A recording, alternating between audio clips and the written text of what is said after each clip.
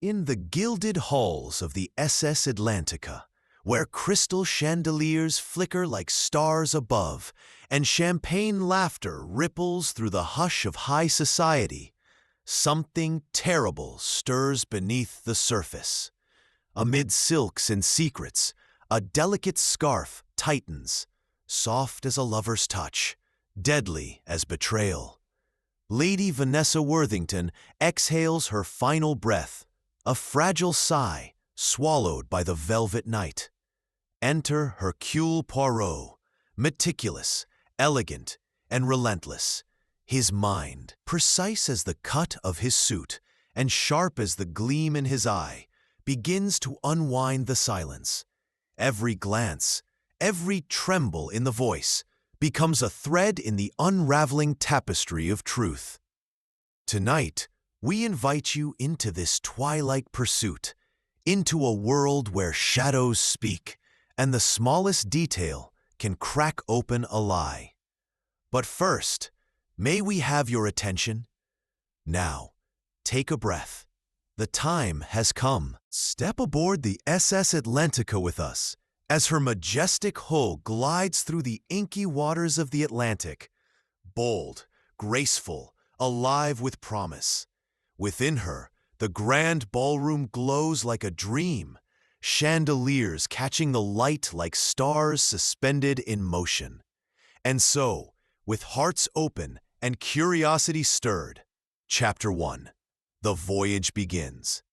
Polished brass railings gleamed in the soft light, and rich mahogany walls whispered of old money and quiet power. Passengers, draped in flowing silks and crisp tuxedos, drifted through the golden glow of the ballroom, their laughter a soft symphony, mingling with the delicate chime of champagne flutes. It was luxury unbound, a world adrift, where ambition and elegance danced hand in hand upon the sea. Near the edge of the room, at a modest table half lost in shadow, sat a small, sharply dressed man, his mustache, perfectly waxed, curved like a signature across his thoughtful face. Hercule Poirot, the brilliant Belgian detective, had boarded this voyage in pursuit of something rare, peace. Yet even amidst the glamour, the hum of conversation, and the pull of the ocean's rhythm, his mind could not rest. For Poirot, every glance, every murmur, every twitch of a hand was a whisper waiting to be understood. And tonight, the sea would not be the only thing holding secrets. Poirot's eyes moved with quiet precision, not just seeing, but listening to the room. Through every gesture and glance, he caught the subtle language of bodies, the slight tilt of a head, the flicker of a smile that didn't quite reach the eyes, the quiet ripple of tension hidden beneath polished elegance. At the captain's table, Lady Vanessa Worthington reigned with the effortless grace of someone born to command attention. Her emerald silk gown shimmered with each movement, fluid as ocean waves, while her pearl necklace glinted under the lights, like a string of tiny moons resting delicately against her collarbone. Beside her sat Sir Reginald Worthington, her husband, handsome, broad-shouldered, and every bit the image of charm. Yet beneath the surface of his easy manner, Poirot saw something else, a restlessness, coiled and quiet. As Reginald raised his wineglass, his hand trembled ever so slightly, a movement so small, so fleeting, it would vanish to most eyes, but not to his. Not far from him, Clarence Harrow, Lady Vanessa's business partner, let out a booming laugh that echoed a little too loudly in the refined air. His stout frame shook with the force of it, a performance of mirth. Yet when his gaze slipped sideways toward Vanessa, there was no warmth in it, only calculation. ... Cold and sharp, like the glint of a blade kept hidden beneath a smile. Across the room, Lady Eleanor Fairfax sat stiffly, every inch of her posture sculpted with grace and control. But beneath that elegant stillness, her eyes burned, a quiet, simmering venom masked behind a porcelain smile. Her stare never left Vanessa, as though watching a rival she longed to see stumble. Poirot eased back in his chair, curiosity stirring like a soft wind through his mind.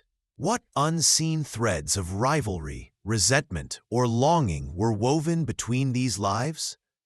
The evening unfurled like a delicate stage play, and he, its most attentive audience. Every look, every pause, every brush of a hand was a line in a silent script, rich with secrets waiting to be spoken. And then, like a bell in a quiet church, Vanessa's voice cut through the hum of conversation. Her voice sliced cleanly through the soft murmur of conversation, sharp and unmistakable. "You know perfectly well why that's impossible," Vanessa said, her tone laced with quiet fury. "Don't push me, Reginald." Reginald's face tightened, the color rising just beneath his carefully composed exterior. But he didn't answer, only signaled a waiter with a smooth, practiced flick of his wrist, as if the gesture might drown out the weight of her words.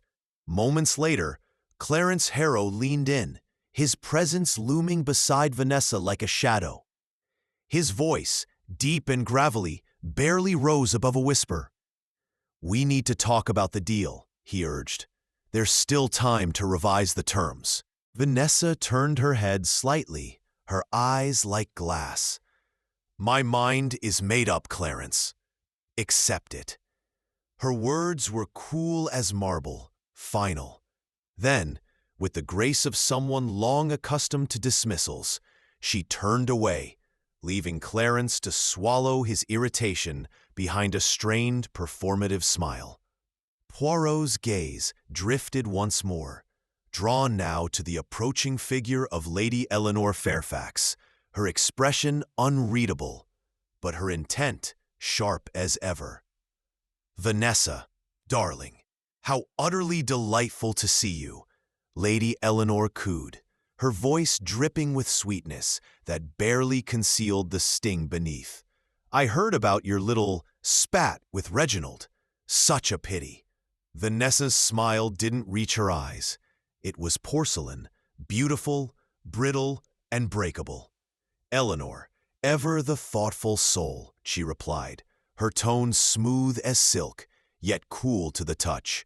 "Your concern is truly touching."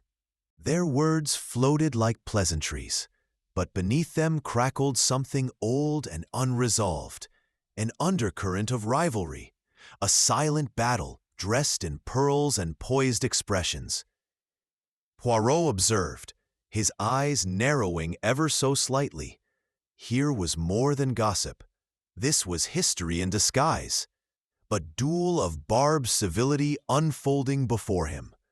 Just then, the captain approached, a florid man with a booming laugh and an eagerness that filled the space. "Monsieur Poirot, a privilege to have you aboard. I trust you're enjoying the Atlantica?" Poirot inclined his head politely, his smile warm but guarded. "She is magnificent, Captain, though I confess, I am beginning to suspect that beneath her polished charm lie deeper, darker currents. I sense a certain undercurrent among your guests," Poirot remarked gently, his eyes still scanning the room. The captain's cheerful facade wavered just for a moment. "Ah, you know how these society types are," he replied with a breezy chuckle, waving it off. "Always some intrigue bubbling beneath the surface." Poirot nodded politely, but the doubt lingered in his eyes. His mind was already pulling at invisible threads, replaying glances, silences, and shifts in tone as he took a quiet sip of his coffee. Then, something, a flicker, from the corner of his vision. Poirot spotted a moment most would have missed. A waiter, moving with the graceful precision of someone used to being unseen. leaned in, and slipped a folded note to a man seated at a far table. The man accepted it with swift familiarity, tucking it into his jacket before letting his gaze casually sweep the room.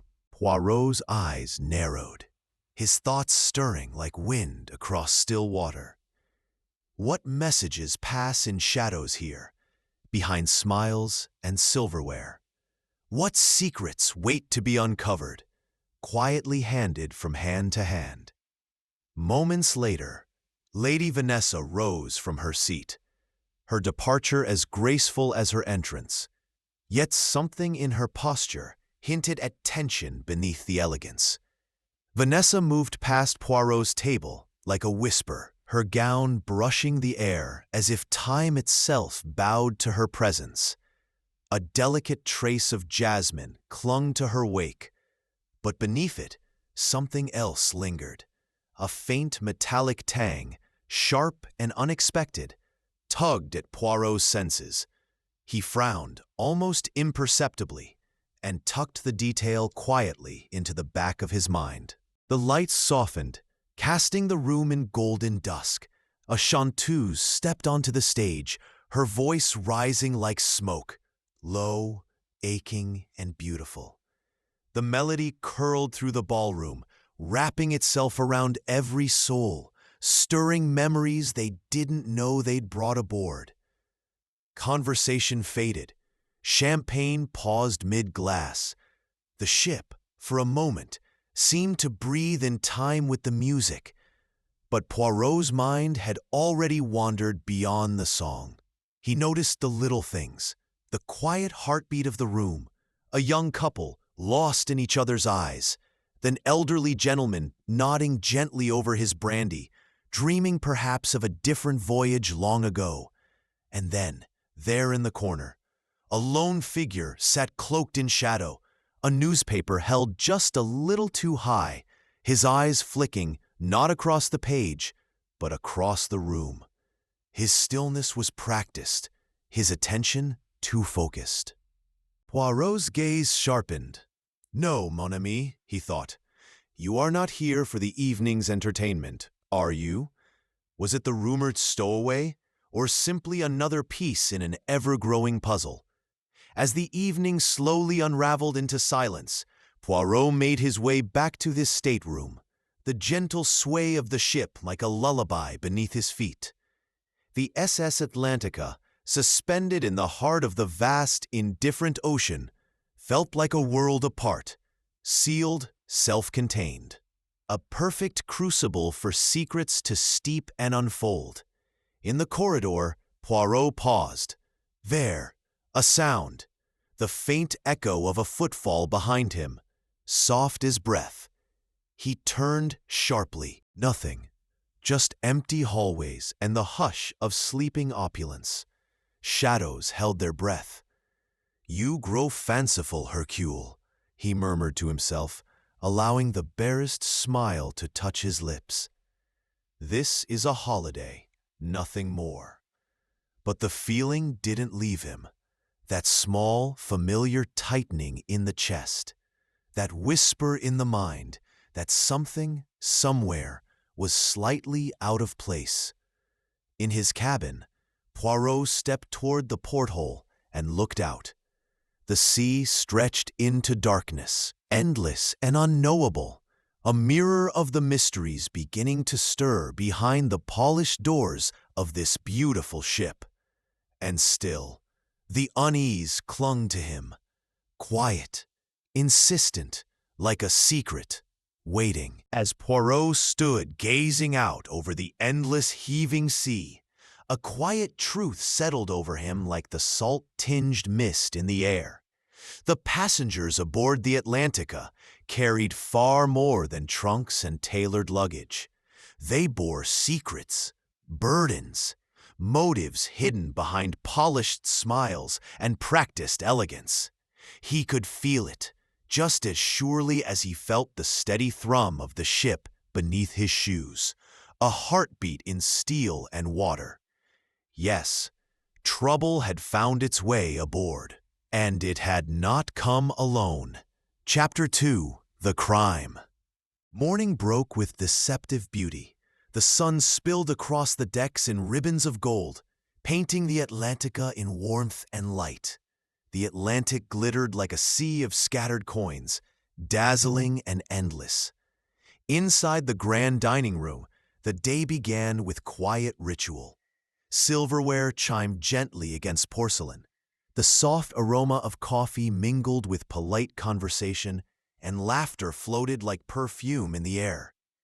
But beyond the heavy oak doors, unseen and waiting, something far colder stirred. At exactly 8 a.m., Jenkins, the steward, opened a door that would change everything. The first-class steward paused outside Lady Vanessa Worthington's stateroom, balancing a silver breakfast tray in one hand. She had requested it for this hour precisely. Vanessa Worthington was known for her punctuality, almost to the second. He knocked gently, as always. No answer. He waited, listening to the quiet hum of the hallway. Then he knocked again, firmer this time. Still nothing. A faint unease began to creep into his chest, like a chill sliding beneath his collar. "Lady Vanessa," he called softly, voice catching. "Your breakfast, ma'am." Only silence replied. Swallowing a tight breath, he reached for the handle. It turned easily in his hand. The door, curiously, unlocked. As the door creaked open, a stillness met him, thick and unnatural. He stepped inside and froze. There on the bed lay Lady Vanessa, her once glorious emerald gown twisted around her legs, as if she had collapsed mid-motion. Her skin, pale as porcelain, held none of its usual warmth. Her face was drained of life, frozen in a terrible calm. The tray slipped in his hands, the silver cutlery trembling. In that moment, the opulence of the room seemed to vanish, swallowed by something far colder, something final. The same silk scarf she had worn at dinner, graceful, elegant, was now twisted cruelly around her neck, its delicate fabric turned instrument of death.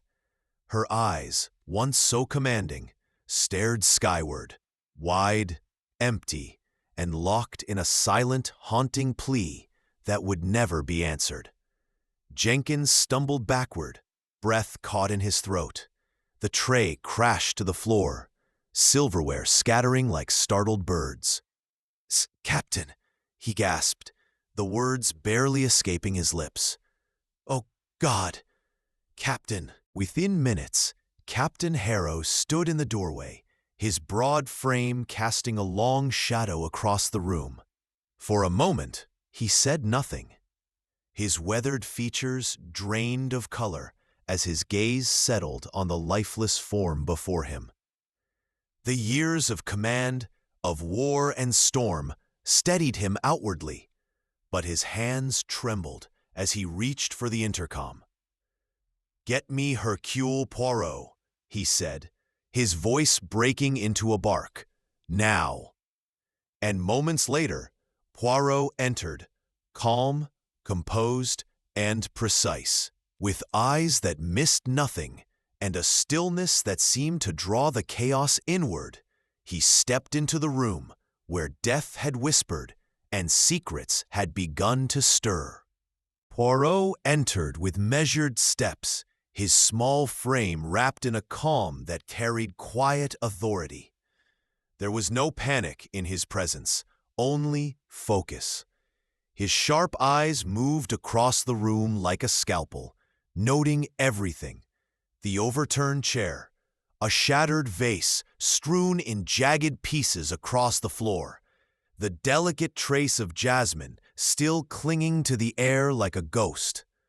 A story had unfolded here, a story told not in words, but in chaos and silence. He moved closer to the bed, his fingers steepled beneath his chin, and gazed down at the scarf twisted so cruelly around Lady Vanessa's neck. The bruises beneath it were faint, just beginning to bloom like dark petals. She struggled, he murmured, more to himself than anyone else. But only for a moment.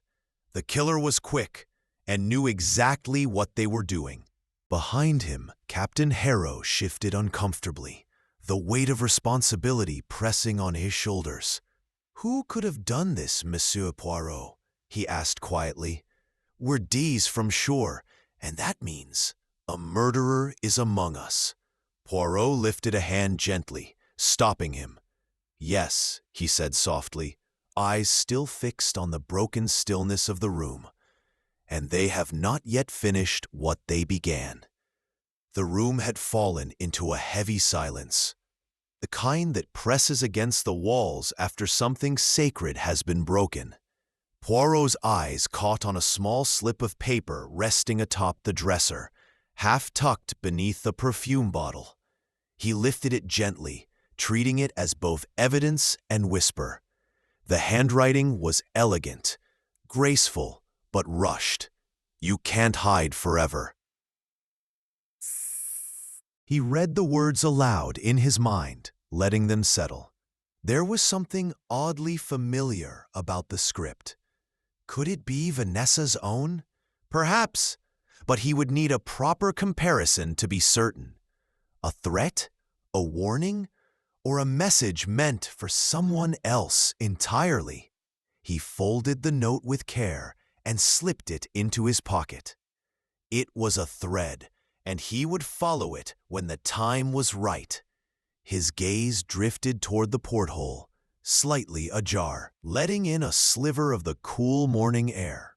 He paused, a flicker of thought passing across his features. "Curious," he murmured. "The night was cold. Why leave it open?" Before he could explore the thought further, the door opened briskly. Dr. Finch, the ship's wiry and fast-moving physician, hurried in, medical bag in hand, his face drawn tight with concern. "Where is she?" he asked, though the answer was already painfully clear. After a brief clinical examination, Dr. Finch rose slowly, removing his gloves with a sigh that seemed to carry the weight of too many deaths. His face had lost some of its usual sharpness, now softened by the gravity of what he had seen. "Strangulation," he said quietly. "No question. I'd estimate the time of death between 11 p.m. and 1 a.m. Poirot nodded, though his mind was already several steps ahead. He remembered the faint sound of footsteps outside his cabin near midnight, and the vague outline of a figure retreating down the corridor. And now the unlocked door. "Captain," Poirot asked, turning to Harrow, "was the door locked when you arrived?" "No," Harrow replied, brow furrowed. "Jenkins said it was already open." Most interesting," Poirot murmured, eyes narrowing with thought. "I am told Lady Vanessa was always meticulous. She locked her door every night, without fail. Dot." Before the captain could respond, a sudden cry rang out in the hallway, a raw, broken sound that shattered the hush like glass.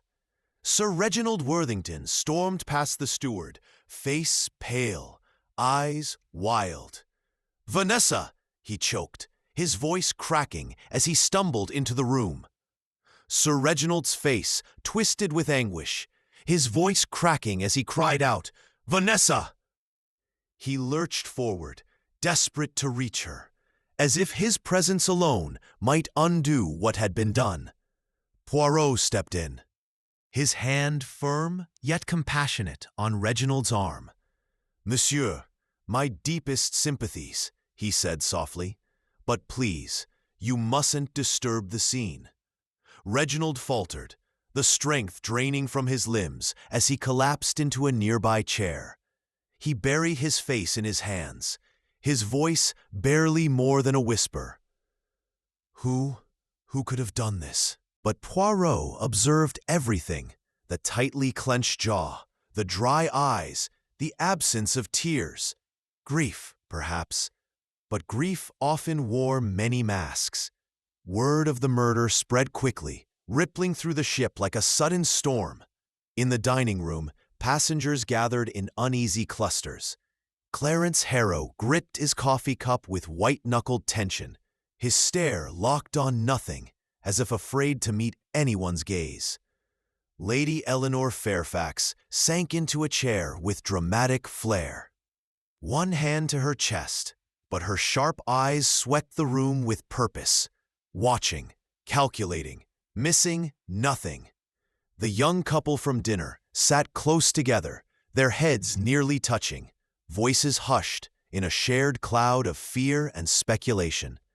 Across the room, an elderly gentleman tapped his fingers thoughtfully on the armrest.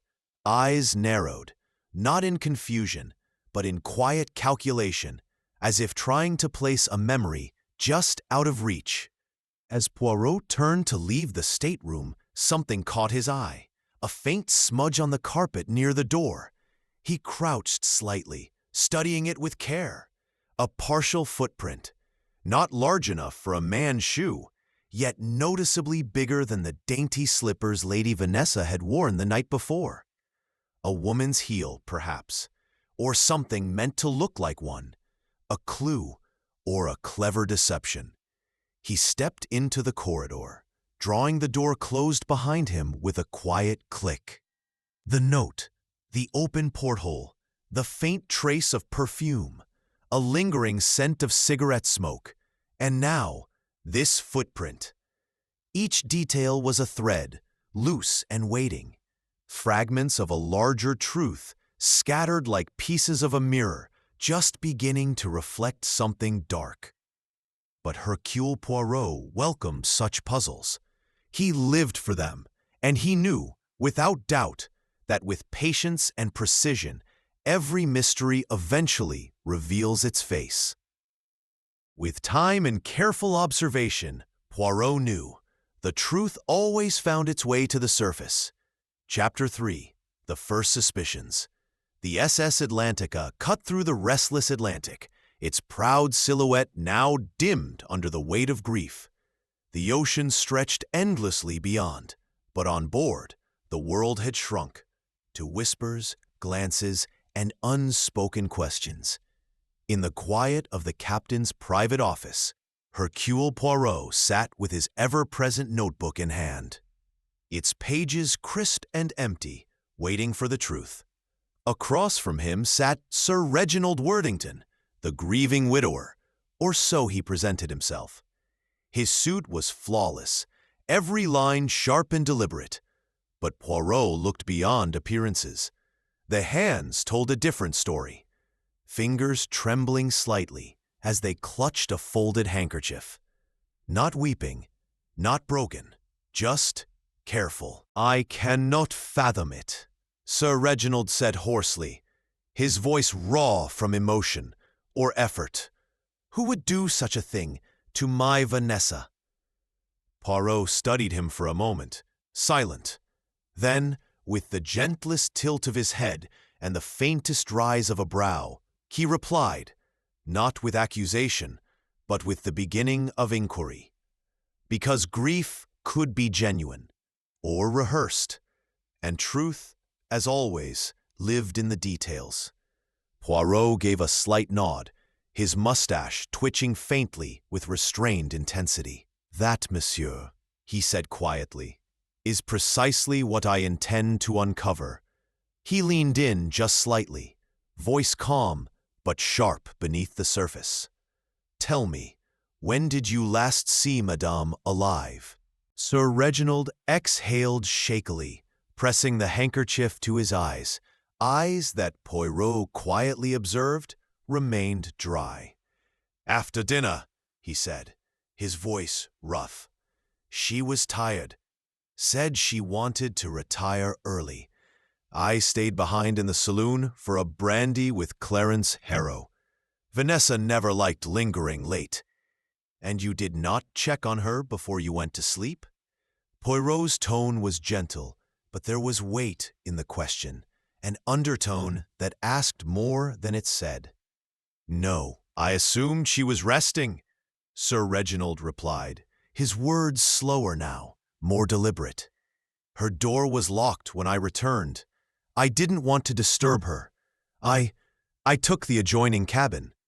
He paused, the silence between them stretching thin. Poirot watched him carefully. Sometimes it wasn't the answer that revealed the truth, but the hesitation that came just before it. "She often locked her door," Sir Reginald added, his voice quieter now. "It was her way, her need for privacy." Poirot nodded thoughtfully, his pencil scratching a quick note across the page.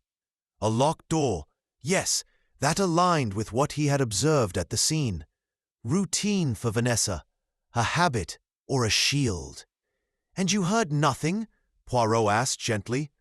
"No cry, no sound, nothing unusual in the night?" "Nothing," Sir Reginald replied, a little too quickly. His voice held firm, but his eyes flicked briefly to the floor before returning to meet Poirot's gaze. Curious, Poirot thought.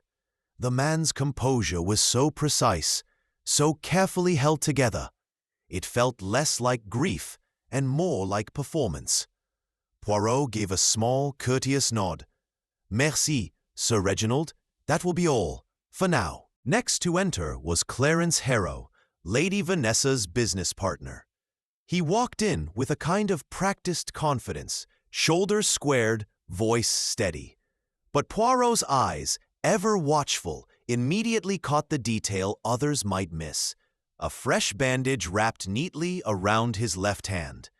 And what story might that tell? Poirot wondered, his mind already turning. The stark white of the bandage stood out sharply against Harrow's dark suit, a silent detail that caught Poirot's attention instantly.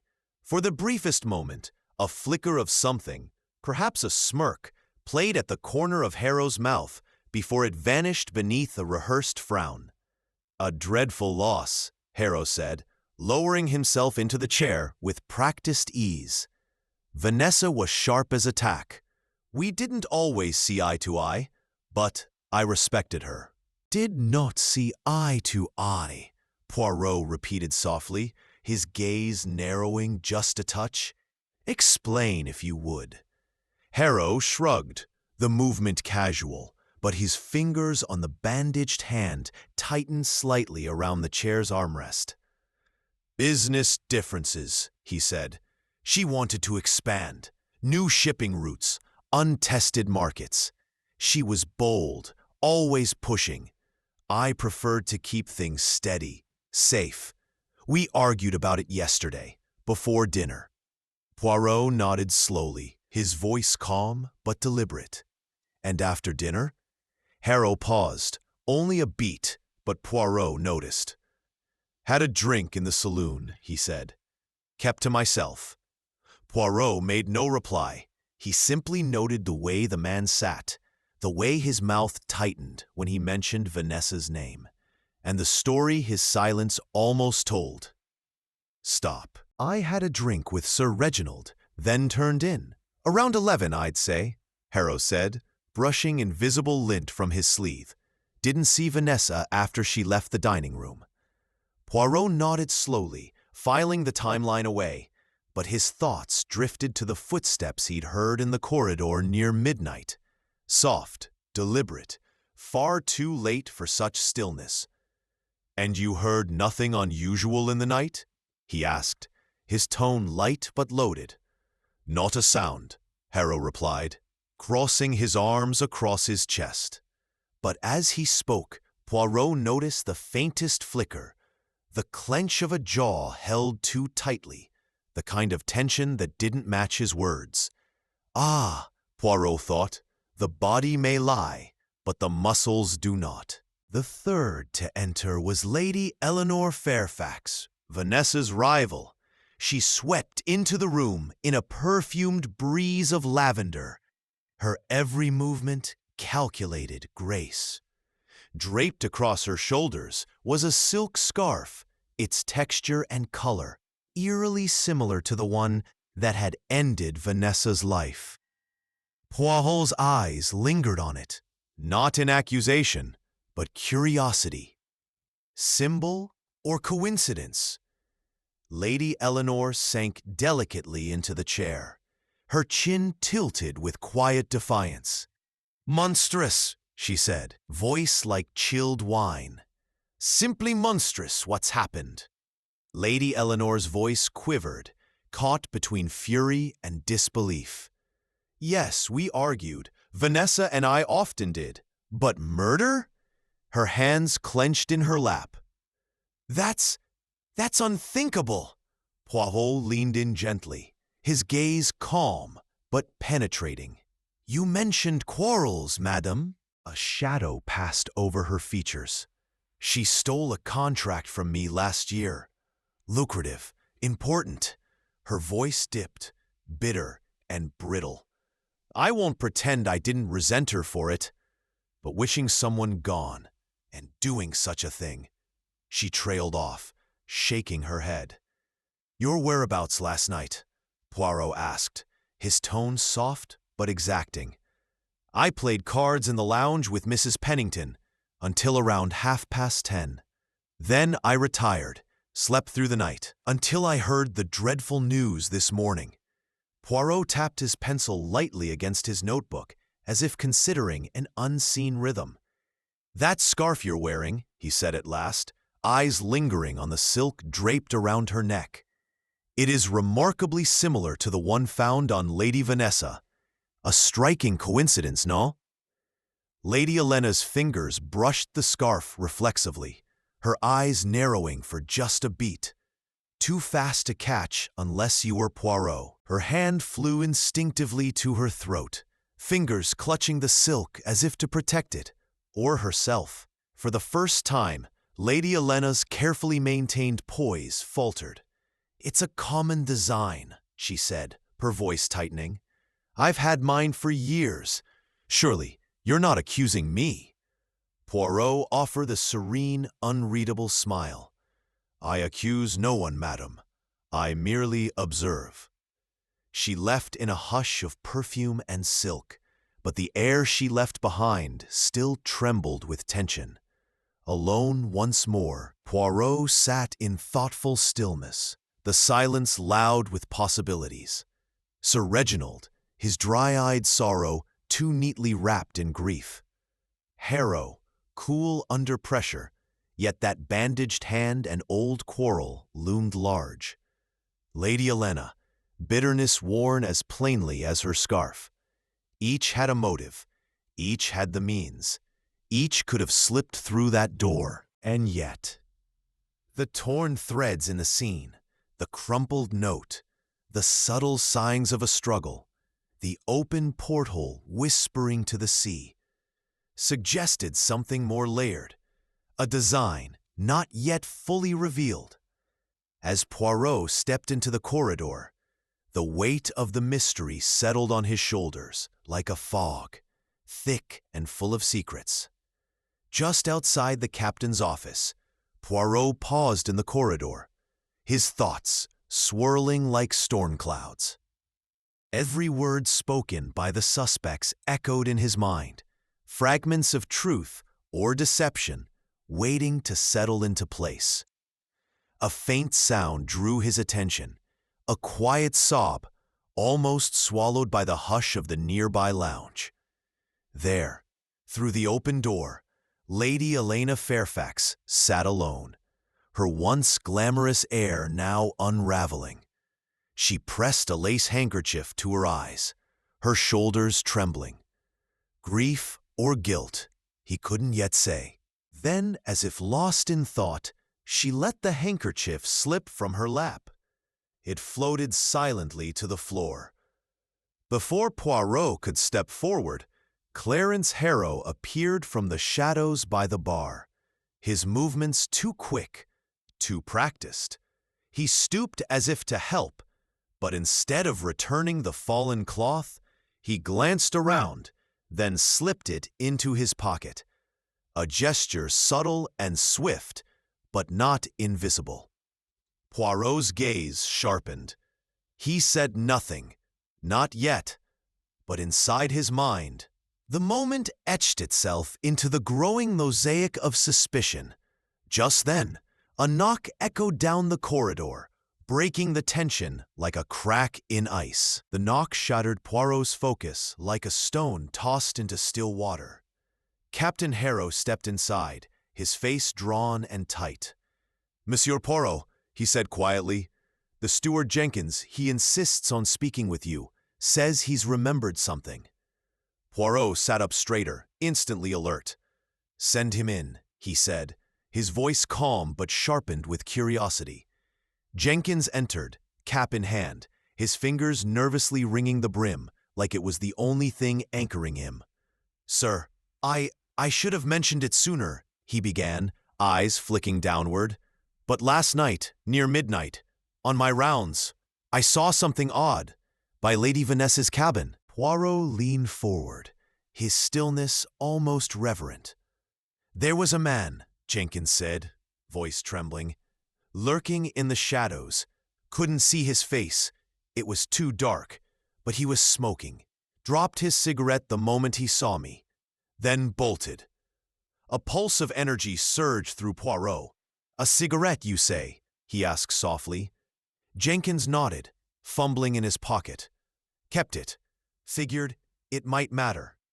He handed over a crumpled stub, and Poirot's sharp eyes landed instantly on the detail, the gold band circling the filter. His mind flicked to Clarence Harrow's silver cigarette case. That same brand.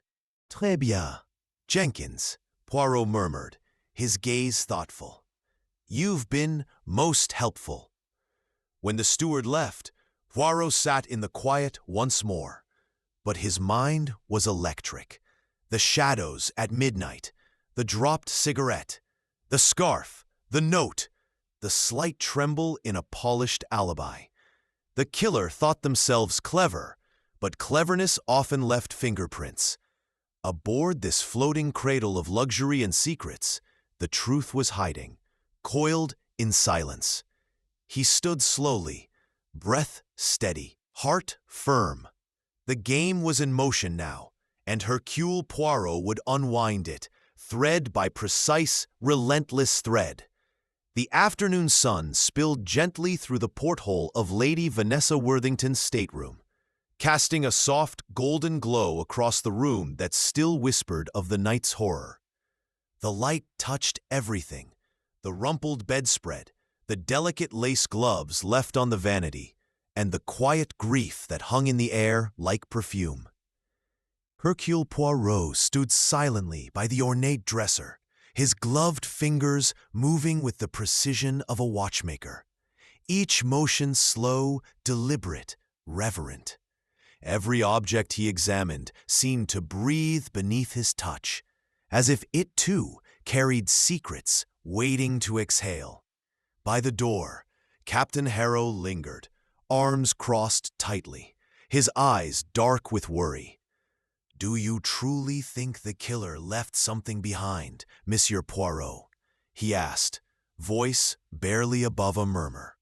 Poirot's eyes glinted with quiet certainty as he glanced up. "Always, mon ami. The criminal mind may be cunning, but it is never perfect. There is always a trace, a whisper of truth waiting to be heard." He turned back to the velvet-lined jewelry box on the dresser.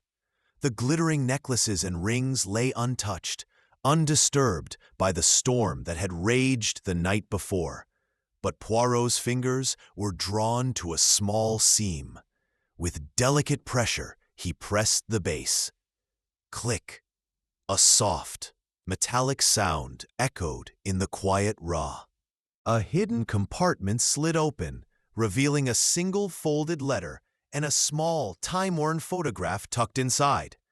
"Ah, voilà," Poirot breathed, his mustache curling slightly with satisfaction. The lady, it seems, had her secrets.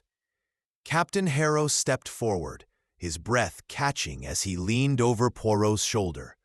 "What is it?" he asked softly. Poirot unfolded the letter with care. The handwriting was elegant, crisp, but the message carved a chill straight through the warmth of the afternoon sun. 2 words, sharp and final. Pay up. And in that moment, the golden light suddenly felt a little colder. What you owe, or the world will know your shame. The words bled across the page like a whisper wrapped in threat. You can't hide forever. Unsigned, stark. The paper still crisp, fresh enough to suggest it had not sat long in hiding. Poirot's brow furrowed as he held the note delicately between his fingers, the weight of it far heavier than mere paper. He studied the script, his eyes narrowing. There was something familiar in the curvature of the letters, the pressure of the strokes. Was it Vanessa's own hand? A match, perhaps, but only comparison would tell. Is this a threat to her? He murmured under his breath. Or one from her? The phrasing danced dangerously on a knife's edge. Pay what you owe. A demand made, or a debt owed? The ambiguity teased his thoughts like fog against glass. He folded the letter gently and tucked it into his coat pocket, the mystery tightening its grip. Then, with a slow breath, Poirot turned his gaze to the photograph nestled alongside the letter. It captured a moment frozen in hushed tones and candlelight. Lady Vanessa seated in a dimly lit cafe, leaning toward a man whose face was cloaked in shadow. Their posture was intimate, their heads dipped in quiet conversation, as though the world around them had fallen away. The man's identity remained concealed, save for one telling glimmer. A cufflink, shaped like a lion's head, gleamed on his wrist, subtle but unmistakable. Poirot's eyes narrowed, storing the detail like a precious clue. "Who is he?" Captain Harrow asked, barely above a whisper. Poirot didn't answer immediately. His mind had already begun its intricate dance. "Perhaps a lover," he said slowly, "or an accomplice, or maybe the one who penned the letter, or to whom it was meant." He slid the photograph into his pocket alongside the note. Secrets were pressing in from every direction. One of them, he felt, pulsed like a heartbeat at the center of this puzzle. "We must tread carefully, Captain," Poirot said quietly, his gaze distant and sharp. "This may be the key to why Lady Vanessa died." Poirot's voice dropped into a hush, his tone careful and deliberate. "For now, we keep this between us. The killer must not suspect what we've uncovered." As he stepped out of Lady Vanessa's stateroom, the air in the corridor felt heavier, thick with secrets. But Poirot's mind was already elsewhere, circling back to a detail easy to miss, yet impossible to ignore: the faint footprint near the threshold. Not large enough to be a man's, and yet not as dainty as Vanessa's elegant slippers. A woman's heel? He wondered. Or perhaps something more cunning, a planted clue, meant to nudge suspicion in the wrong direction. His thoughts tightened around the mystery like a snare, every possibility a thread weaving deeper into the case's dark tapestry. Later, in the soft murmur of the ship's lounge, Poirot made a quiet request to the purser. A list, names of every woman aboard, passenger and crew alike. He scanned the list slowly, each name carrying weight, until one leapt off the page: Lady Elena Fairfax. The tension between her and Vanessa was no secret, and Poirot recalled vividly her shoes. Stylish, well-worn, and exactly the right size to match that curious print. But she was not alone. The ship's head stewardess, a young bride on her honeymoon. Others, too. Too many. Poirot sighed softly, tapping the pencil against the list in thought. He needed more. As evening fell and he strolled the deck, Poirot's eyes, always watchful, caught a flash of movement in a quiet corner. There, cloaked by the shadows of the lifeboats, stood Lady Helena. Her voice was low, but urgency clung to it like fog. She was speaking to Sir Reginald Worthington, her posture rigid, his hands restless at his sides. "You promised me," Lady Helena said, her voice tight with emotion. Poirot paused, just out of sight, the breeze carrying faint threads of their conversation. Something between them was breaking, and Poirot, heart ticking with anticipation, knew he had just brushed against another crack in the mask. Lady Helena's fingers tightened around Sir Reginald's sleeve, her voice a harsh whisper full of panic. "Not here. Not now."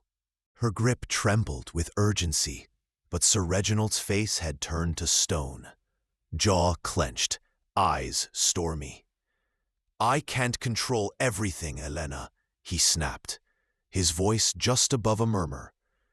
"Poirot is watching us. He's digging. He'll find out." Poirot, standing nearby and pretending to admire the sea, tilted his head ever so slightly. He caught only scraps of the heated exchange. The money? If he knows? A quick, anxious glance passed between them. Then, silence. Without another word, they turned and vanished in opposite directions, swallowed by the winding corridors of the ship. Poirot's brow furrowed, a thoughtful finger brushing his mustache. "Curious," he murmured, the sea breeze tugging gently at his coat. "What ties those two together? A desperate secret, or something darker?" Later, back in his quiet cabin, Poirot poured himself a cup of tisane, the steam rising like whispers into the still air. He sank into his armchair, the weight of the day pressing gently upon him. Around him, the silence pulsed with unfinished thoughts. His little gray cells stirred restlessly, reviewing the puzzle. The letter, unsigned, veiled in menace. The photograph, a moment captured in intimacy, marred by a lion-shaped cufflink gleaming in shadow. A footprint too precise to be coincidence. And now, a private quarrel full of tension and hidden truths. He took a slow sip, the warmth grounding him. Lady Vanessa was no simple heiress, he said aloud, softly.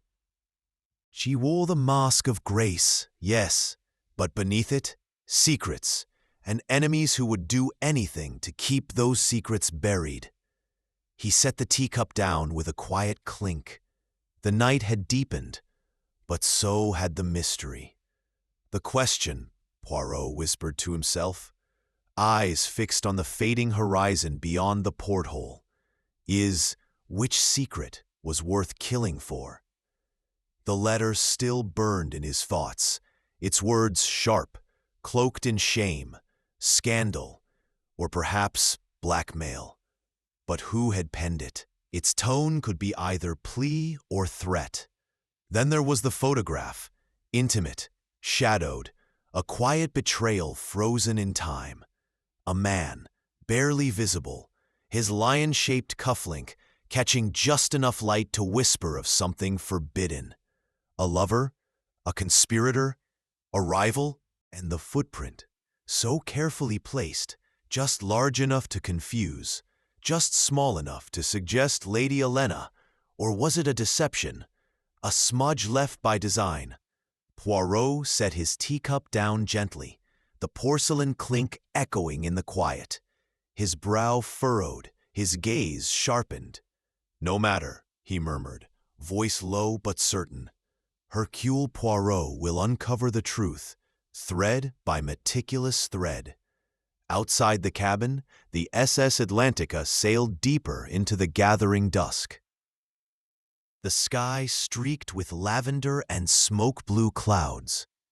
The mystery, like the sea, deepened, its shadows lengthening with each wave that broke behind them.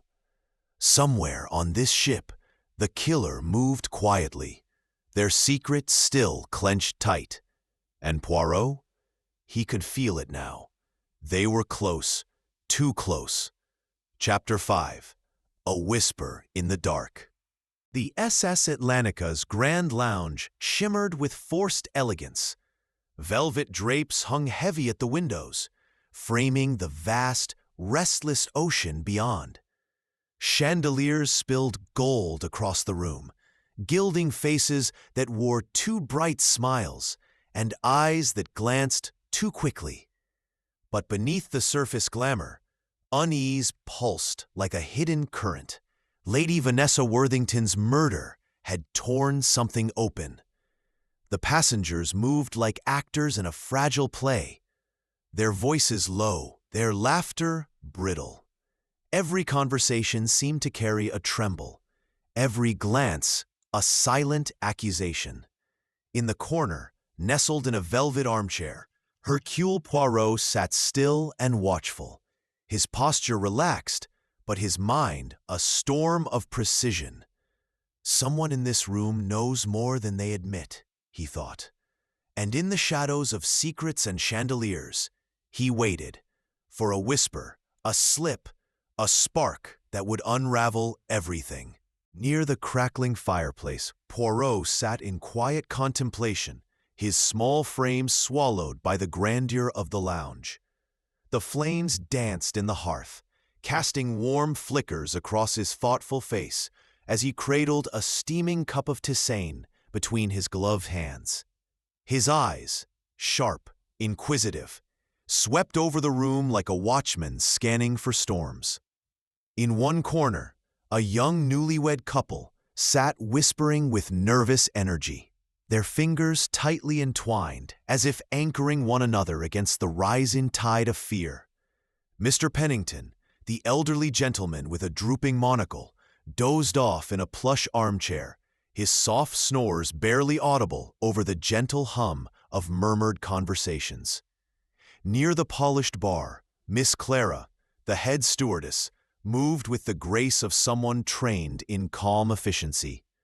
But Poirot noticed the tension in her shoulders, the too deliberate stillness in her steps. Her face, composed and pleasant, was drawn tighter tonight. His gaze lingered. She had been on duty the night Lady Vanessa met her tragic end, and Poirot remembered something else. A faint footprint found in the stateroom, one that matched her shoe size. Intriguing, he thought, sipping slowly, but not yet damning. Not yet. As if sensing his thoughts, Miss Clara approached. "Monsieur Poirot," she said softly, her tone polite, but her hands, nervous things, twisted together at her waist. "Is there anything I can do for you?" Poirot looked up with a warm, reassuring smile. "You are most kind, Mademoiselle Clara. In fact, yes. On the night of the tragedy, did you notice anything unusual? A sound? A shadow where it should not be?" She hesitated. Her lips thinned. Her posture stiffened. "I was tending to the linens, sir," she began, her voice practiced and firm. But then her gaze dropped, and a flicker of unease crossed her face. She leaned in slightly, lowering her voice to a whisper. "Around midnight, I heard a door." Her words trembled in the air, soft as ash in the firelight, and Poirot, ever patient, listened, not just to what she said, but to what lay beneath. "There was a slam near the first-class suites," Clara whispered, her voice barely rising above the soft crackle of the fireplace. "And then I thought I heard a cry. It was faint, so quick, I almost wondered if I imagined it." Her fingers nervously fidgeted with the edge of her apron, eyes darting, as if still haunted by the sound. Poirot leaned forward, the interest in his eyes unmistakable. "A cry, you say? In which direction, mademoiselle?" She hesitated, her brow knitting with the effort to remember. "I think toward Lady Vanessa's cabin, but the ship creaks and groans all through the night. It could have been nothing." Poirot gave her a gentle smile, his voice like velvet. "Merci, mademoiselle. Even the faintest whisper may carry a scream when one knows how to listen." As she turned and hurried away, clearly relieved to be out of his gaze, Poirot's mind was already moving. A door slammed, a stifled cry, both aligning with the murder's narrow window. But the question lingered. Who had been in that corridor that night? Later, Poirot requested Mr. Clarence Harrow meet him in the ship's library, a room wrapped in dark wood, the scent of leather-bound books clinging to the quiet air. The heavy door creaked open, and Harrow entered with the gait of a man burdened more by impatience than guilt. He dropped into the chair opposite Poirot, exuding a strained confidence. Poirot's eyes, ever alert, drifted to the man's left hand, bandaged, stiff. The same hand he had noticed before, wrapped hastily after that minor scuffle in the lounge. "I hope this won't take long, Monsieur Poirot," Harrow said, crossing his arms defensively. "I've other matters to attend to." Poirot offered a slow, serene smile, but his words carried a subtle weight. "Ah, even in the shadow of murder, business persists. You are a man of remarkable focus, monsieur." Harrow shifted in his chair, the bandaged hand coming to rest awkwardly on his knee. He didn't speak, but Poirot had already seen what he needed: the discomfort, the defensiveness, the hidden pain. Every gesture, every silence was a clue, and the truth was drawing closer. Clarence Harrow sat stiffly, one hand resting on the armrest, the other still wrapped in its bandage. "Vanessa's death is tragic," he said, eyes flicking away, voice flat. "But life doesn't stop, does it? We all have to keep moving." Poirot leaned forward slowly, fingers steepled, his tone soft but unmistakably pointed. "Tell me, monsieur, about the argument you had with Lady Vanessa, the evening before she died. I've been told it concerned a rather dangerous investment." For a heartbeat, something flickered in Harrow's eyes. Surprise, then irritation. "It was nothing," he said quickly. "She wanted to back a venture I believed was reckless. We disagreed. That's all. It wasn't serious." "Trivial?" Poirot's voice sharpened like a knife wrapped in silk. "Yet this venture involved a considerable sum. A failure would have destroyed your finances, would it not?" A flush crept up Harrow's neck, and he winced as he gripped the armrest with his bandaged hand. "What are you implying?" he snapped. "That I killed her? I was in the saloon until 11, then in my cabin, alone." "Alone?" Poirot echoed, his gaze unwavering. "Ah, how inconvenient. No one to vouch for you." The silence stretched taut between them, Harrow's jaw tight, his breath coming a little too fast. Before he could reply, a sharp knock broke through the tension. The door opened, and Mr. Jenkins, the ship's purser, stepped in, his face pale, eyes wide. "Monsieur Poirot," he said, almost breathless, "I found something you must see." Poirot rose with quiet grace. "Lead the way, monsieur." They moved quickly through the dim corridor near the first-class suites. Jenkins led him to a small alcove, shadowed and easily missed. "I was checking the inventory when I noticed it," he murmured, pointing to the wall. There, faint against the polished paneling, was a single smudge, a partial handprint, smeared and hurried, as if someone had braced themselves mid-flight. Poirot leaned in, his breath shallow, his eyes gleaming with quiet fire. "Made in haste," he whispered, "or in fear." And with that, another thread slipped into place. Poirot knelt beside the wall, his sharp eyes narrowing as he examined the faint handprint. Fresh, he murmured. And here, he touched a pale smudge with the edge of his finger. A trace of powder. Face powder, I believe. A woman's touch, perhaps. Jenkins, standing just behind him, gave a tight nod. "There's more," he said, his voice low as he reached into his coat pocket. "I found this tucked behind a supply crate." He held out a small handkerchief, delicate and fine, its lace trim stained with something dark. Poirot took it gently, turning it over in his gloved hand. A glint of gold caught his eye. Embroidered initials, E.F. "Lady Eleanor Fairfax," he whispered, heart ticking faster. His mind flicked back to the lounge.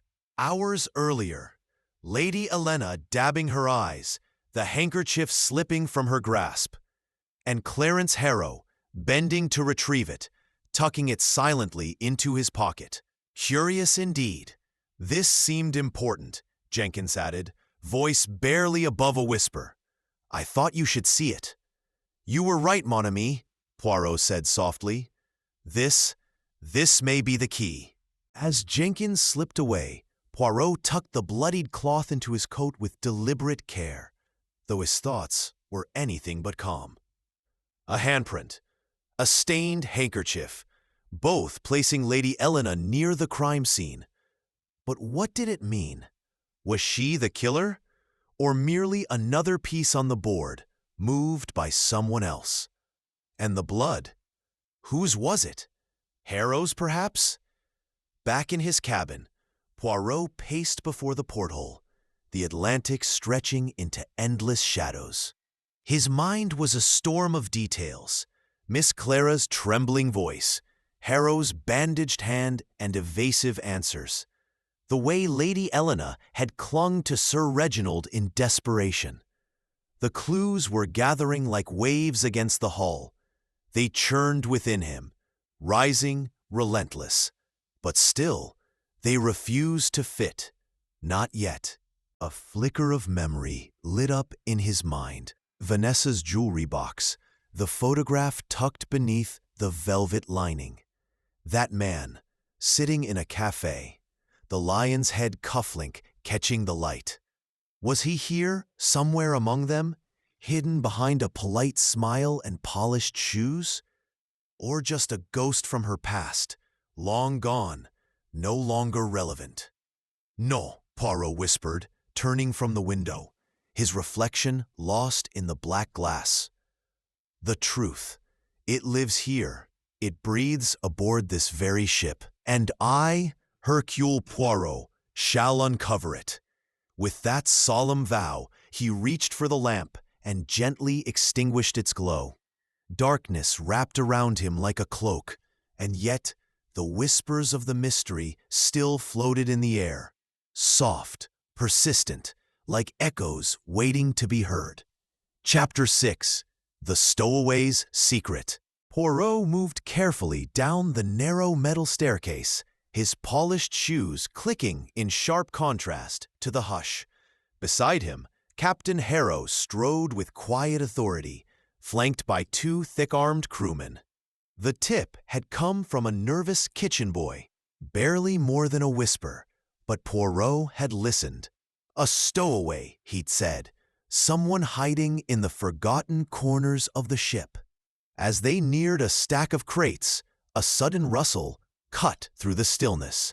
Poirot stopped short, his hand raised gently. Every breath seemed to hold its place.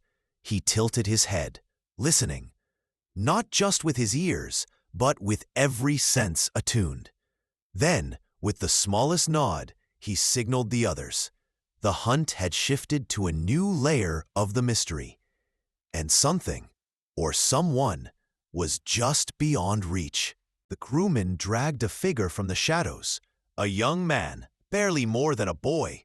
His clothes were crumpled, clinging to him like yesterday's regrets. Smudges of grime streaked his pale face, and his wide, darting eyes betrayed the kind of fear born not just from being caught, but from a life spent running. Poirot stepped forward, his voice soft, calm, like a gentle hand smoothing over panic. "There is no need to be afraid, mon ami. I am Hercule Poirot. I seek only the truth." His gaze met the boy's. "Your name?" The young man swallowed hard, throat dry. "Thomas, sir. Thomas Wilkins."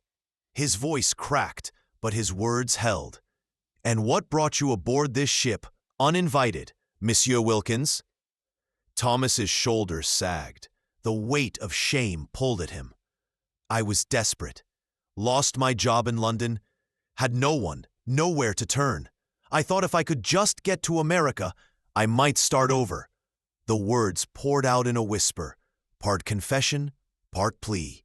Poirot watched him, noting every detail, the tremble of his fingers, the tightness in his jaw. But his eyes, though shadowed with dread, burned with something else, resolve. The boy is afraid, Poirot thought, but he is not lying. "And what of Lady Vanessa Worthington?" he asked gently. "Did you know of her fate?" Thomas stiffened, color draining from his face. The murder? I heard the crew murmuring, but I swear I had nothing to do with it." "Naturally," Poirot said, his tones steady yet pressing. "But perhaps you saw something that night, something you did not realize was important." Silence fell. Then, slowly, Thomas nodded. "I was out on the promenade deck, around midnight. I couldn't sleep. My thoughts were loud." He paused, gathering breath. "That's when I saw someone, a figure in a long dark coat, hood pulled up, moving fast from the first-class cabins. They dropped something, small, maybe a case, as they passed beneath a light." Poirot's eyes sharpened. "Did you retrieve it?"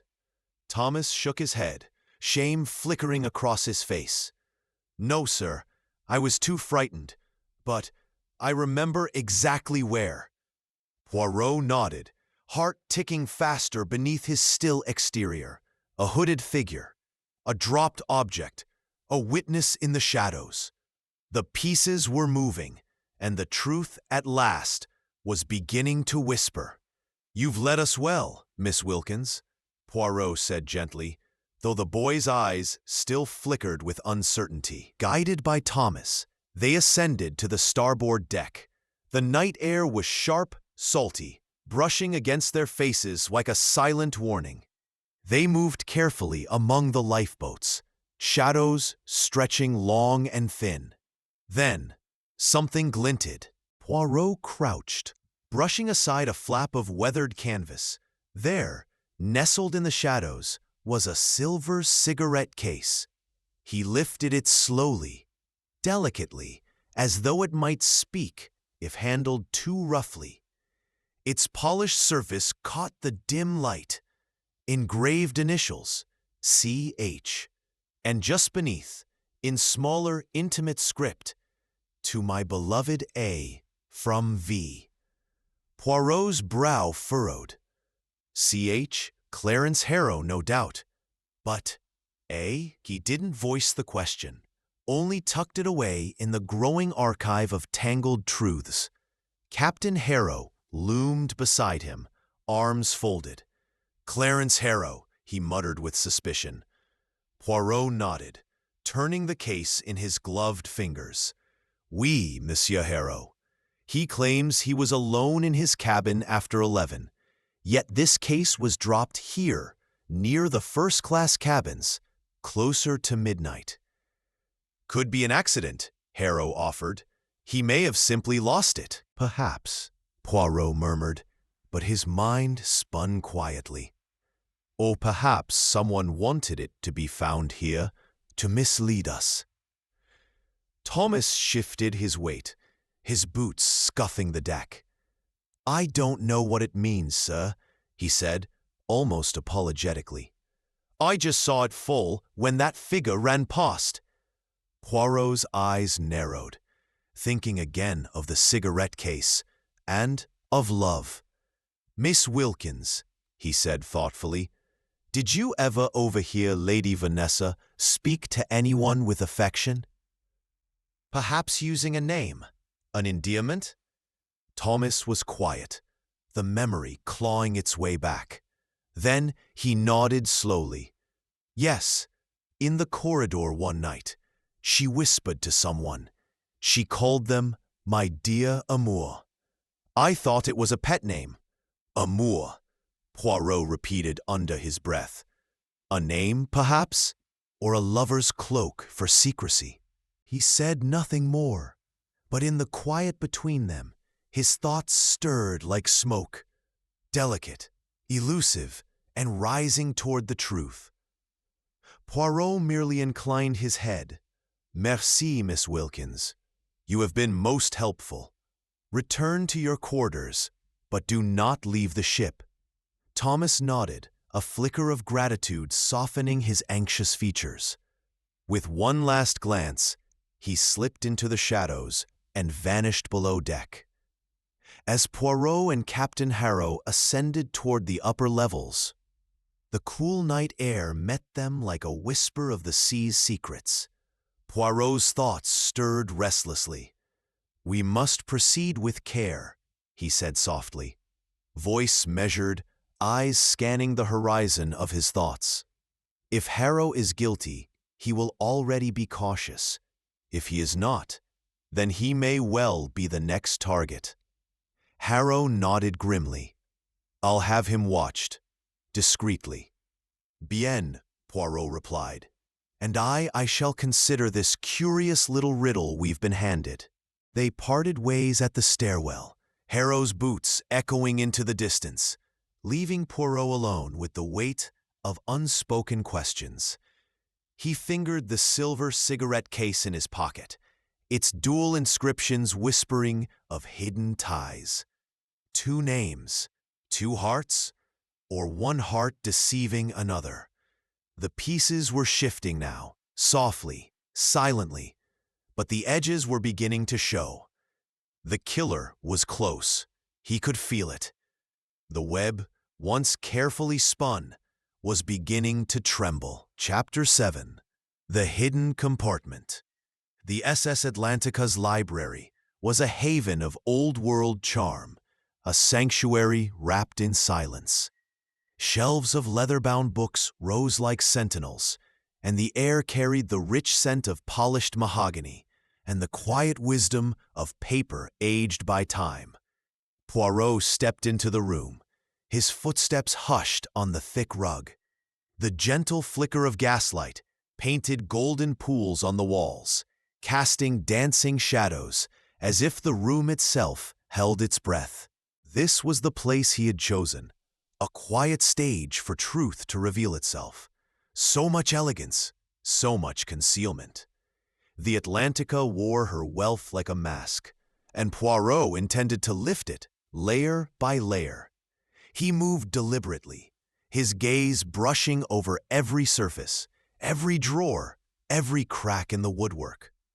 Then he paused before an antique writing desk, fingers tracing its delicate inlays. Something felt off, a whisper beneath the silence, and Poirot, ever the listener, leaned in. The desk's intricate carvings shimmered gently beneath the warm glow of a nearby lamp, every curve and line whispering of old secrets. A fine piece, Poirot thought, his fingertips brushing along the polished wood. But perhaps, more than it appears. With the delicate precision of a man who had spent his life unveiling hidden truths, he traced the desk's edges, sensing the subtle language of craftsmanship. His thumb paused, there, beneath the drawer, just a hair's width of difference. A texture not quite right. Click. A soft sound, yet in the stillness it rang like a bell. The wood gave way with a subtle shift, and a hidden compartment slid open. Poirot leaned in, breath held. Inside lay a bundle of letters, aged and fragile, tied with a ribbon the color of wilted roses. His heart gave a quiet stir. Ah, mon ami, he murmured under his breath, eyes gleaming. What secrets do you keep? He loosened the ribbon with care, unfolding the topmost letter. The paper crackled softly, as if exhaling after years of silence. His gaze narrowed as his eyes traced the elegant, swirling script. My dearest V, our time together is a stolen treasure, but I fear the cost of its discovery. It would ruin us both. Still, I cannot bear to let you go.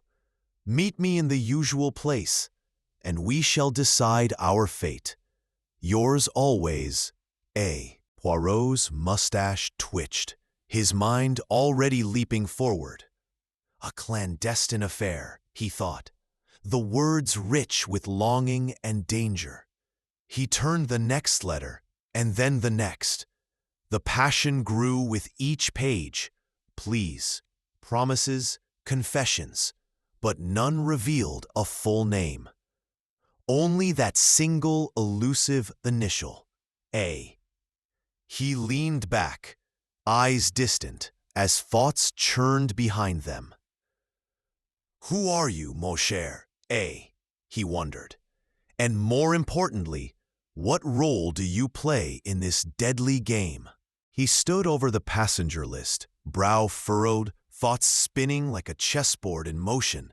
Could it be Amelia Pennington, the widowed lady with mournful eyes and a tongue sharp enough to wound? Or Arthur Worthington, Sir Reginald's brooding cousin, who had said little but watched everything? Or perhaps the culprit was someone far less obvious, someone who knew exactly how to fade into the background of suspicion. As Poirot's thoughts drifted through possibilities, a sound barely more than a breath broke the quiet. A creak, subtle but unmistakable, like the weight of a foot settling on old wood. He stilled. The letters were slipped swiftly into his pocket, his hand precise and controlled. His eyes scanned the library, every corner, every shadow. It looked undisturbed, serene. But Poirot's instinct stirred. No, someone was here. Is someone there? He asked, his voice calm, yet threaded with steel. No reply, only silence, thick and humming, like the moment before a storm breaks. He stepped forward, measured and sure, the sound of his shoes a steady tap against the polished floor. As he reached the doorway, something, a flicker in the corner of his vision, made his breath catch. A shadow. It slipped around the corridor's bend like smoke vanishing into night. His heart gave a quick thud. The killer watches, not hiding anymore, growing bolder. Poirot moved swiftly, turning the corner, but the corridor stretched ahead, empty, pristine, and gleaming under low lights. He stopped, head tilted slightly, straining to hear. Only the distant, mechanical lull of the ship's engines. But the silence now, it wasn't peace. It was a warning. He closed his eyes for a moment, listening, not with his ears, but with that rare instinct honed by years of unraveling lies. No matter, he told him, a quiet storm brewing behind his composed face. I am close, too close for their comfort. Returning to the library, Poirot's mind raced. The letters were not just ink and sentiment. They were revelation. Proof of Lady Vanessa's hidden love, and with it the scent of betrayal. Jealousy, perhaps enough to kill. But the elusive A. Who was this ghost from the shadows? The identity remained just out of reach, like the final piece of a puzzle that refused to fall into place. And now, someone was watching him. That meant one thing. The killer was growing uneasy. He extinguished the lamp with a soft click. Darkness folded around him like a velvet curtain. The ship's bell tolled in the distance, solemn, hollow, like a warning whispered into the night. The game was no longer afoot. It had become a race against time. Chapter 8. Shadows on the Deck. The SS Atlantica surged through heaving seas, its sleek body cutting defiantly through wind and rain. On the decks, rain lashed the wood like whips, and thunder grumbled low behind an endless wall of storm clouds. Water shimmered off the railings. Every gust of wind seemed to carry a secret, howling into the night. Inside, the smoking room stood untouched by the chaos outside, a pocket of warmth and quiet luxury. Lamplight flickered gently across leather chairs and polished wood, casting a golden hush. Poirot sat at a small table, back straight, hands calm, but eyes like a hawk in wait. Every tick of the clock was a breath held. At precisely 2 o'clock, the door creaked open. Mr. Pennington entered, rain dampening the edge of his collar, his monocle dangling loosely from its chain. His step, usually confident, faltered just for a moment. Poirot didn't move, but inwardly he leaned forward. The next piece of the game had just arrived. Finch entered shortly after, his nod brisk, almost dismissive. He clutched his medical bag like a lifeline, knuckles white around the handle. Poirot rose to greet them, his presence as poised as ever, gentle in tone yet quietly authoritative. "Monsieur," he began with a courteous gesture toward the chairs, "thank you for coming. I'm afraid the matter is grave." Pennington sank into the seat with a tired sigh, adjusting his damp collar. "Anything to help, Monsieur Poirot," he murmured. "This whole wretched business has darkened every corner of this voyage." Dr. Finch remained standing, his jaw tense, his stance rigid with impatience. "Then let's not waste time," he said sharply. "Say what you must." Poirot allowed himself the faintest smile. "It shall be brief, I promise. I seek only to clarify the whereabouts of Monsieur Arthur Worthington on the night Lady Vanessa met her end." Pennington shifted in his seat, his monocle glinting as he frowned in thought. "Arthur, Finch, and we were at cards that evening. A few rounds of whist. Nothing untoward." Poirot nodded slowly. "And how late did this game continue?" "Until, 11:30, Pennington replied. "The brandy had done its work. I retired shortly after." Poirot's gaze slid to Finch, his eyes sharp beneath the polite veneer. "And you, Doctor? Did you also retire at that hour?" Finch hesitated. His fingers tapped absently on the worn leather of his bag, betraying a subtle inner tremor. "No, Arthur and I spoke for a while longer. Until midnight, perhaps. Or thereabouts," Poirot echoed softly, his tone neutral but pointed. "Forgive me, Doctor, but in matters such as these, precision is everything." Finch shifted on his feet, the crack in his composure barely perceptible, but there. "Yes, midnight," he said more firmly, "give or take a few minutes." Poirot gave a slight nod, filing the moment away. A truth, perhaps, or the beginning of a carefully constructed lie. Finch's face tightened as he recalled, "Well, if we're being exact, Arthur stepped out around 1:15, said he needed some air."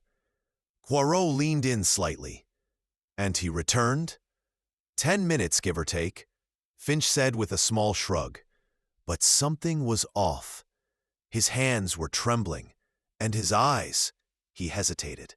They kept flicking to the door, like he was expecting someone. Or afraid. "Did you see where he went?" Poirot asked, his voice calm but pressing. Finch shook his head slowly. "No, but before he came back, I caught a glimpse of him in the corridor, speaking to someone. A woman in a dark shawl. Couldn't see her face." Poirot's mind flared to life. A woman! The same shadowy figure Mrs. Harley had glimpsed near the crime scene? His thoughts pulsed with possibility. Merci, docteur, Poirot said gently, his voice warm but firm. You have been most illuminating. As the two men left, Poirot lingered in thought. Arthur's absence placed him directly within the window of Lady Vanessa's death. And now, this veiled woman, silent, hidden, and just out of reach, wove a new thread into the mystery's dark fabric. Later, Poirot returned alone to Lady Vanessa's cabin, now sealed under the captain's orders. The moment he entered, a ghost of jasmine lingered in the air, soft and haunting.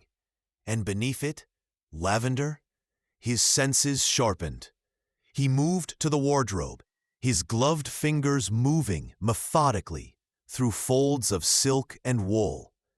Then, tucked within the seam of a coat, something caught, a small, torn slip of paper.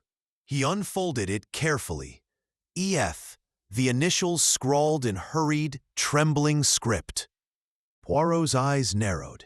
E.F., Elena Fairfax, Lady Elena, composed, elegant, and a widow whose grief often wore the mask of silence. Was it possible she had been more entangled in this affair than she let on? Poirot held the note close, the scent of lavender still in the air, and let the weight of possibility settle in his chest.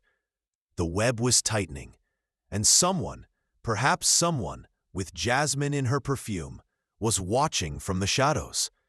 The scent of lavender, subtle, lingering, a perfume that had remained quietly in the background since the voyage began, much like Lady Elena Fairfax herself. Poirot recalled the way her shoulders always stiffened, just slightly, whenever Lady Vanessa's name was mentioned. It was a detail, and details, he knew, were everything. He found her on the upper deck, tucked beneath an awning, while the rain whipped mercilessly around them. She sat alone, hands wrapped delicately around a teacup, the porcelain trembling ever so slightly in her grasp.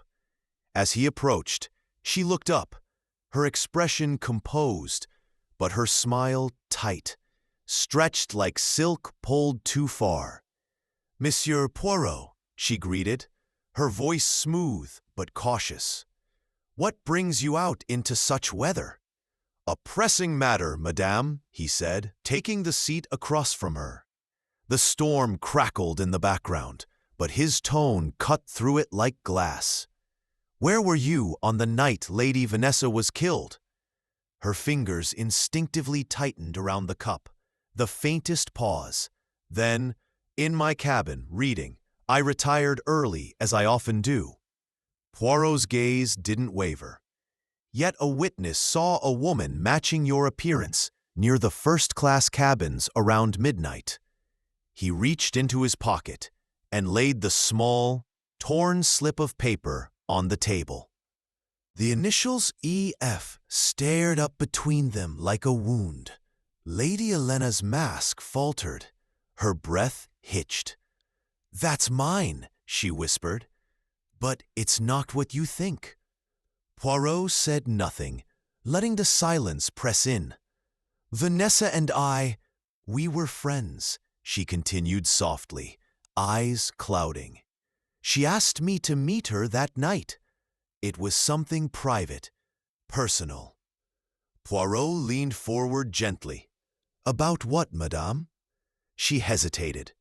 A glint of grief flickered in her gaze. She feared her husband was being unfaithful. She wanted my advice, my comfort.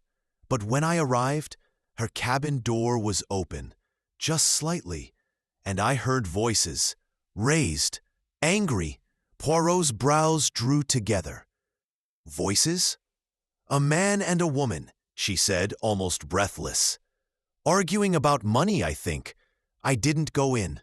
I was afraid." Her eyes dropped to her tea, now cold. "I left, and I never told anyone. I didn't want to be drawn into it." Poirot sat back, watching her closely. Her words rang with sincerity, but sincerity could be dangerous in the hands of the guilty or the heartbroken. And still, somewhere in her story, was a sliver of truth waiting to shine through. Being seen. That's what she feared. Poirot watched her closely. The slight tremor in her hands, the way her shawl clung to her shoulders, torn. A perfect match for the scrap found near Vanessa's body. "You saw no one else?" he asked gently, though his gaze was sharp. "No," she said, a bit too quickly. "I dropped the note when I ran. It was just a reminder of our meeting, nothing more." Poirot gave a slow nod, but doubt lingered in his eyes like storm clouds. Her story fit, for now, but the evidence whispered otherwise. The frayed shawl spoke of something more intimate, more dangerous. He opened his mouth to probe further, but a shout broke through the rain. "Monsieur Poirot!" A crewman burst onto the deck, breathless and pale. "The captain needs you immediately. The ship's logbook has gone missing." Poirot stood at once, every muscle alert. "Stolen?" he asked, voice clipped. "This morning," the crewman confirmed, voice tight. "Captain Hargrove is furious. He believes the killer took it to hide something." Poirot turned to Lady Helena. "Forgive me, madame," he said with a short bow. "We will continue this very soon." Then he followed the crewman below, his mind a whirlwind. The logbook gone. The very record that tracked who moved where on the night of the murder. Its disappearance reeked of panic. Someone on board was terrified of being found out. Outside, thunder crashed like a warning bell.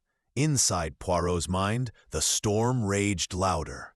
Clues, lies, truths, scattered like shards of broken glass.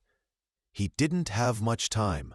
Either he solved the puzzle before the ship reached port, or the killer would vanish, perhaps to strike again. Alibi. The SS Atlantica swayed gently beneath the overcast sky, its voyage nearing its end. But inside Poirot's modest cabin, the air was anything but calm. The room pulsed with intensity.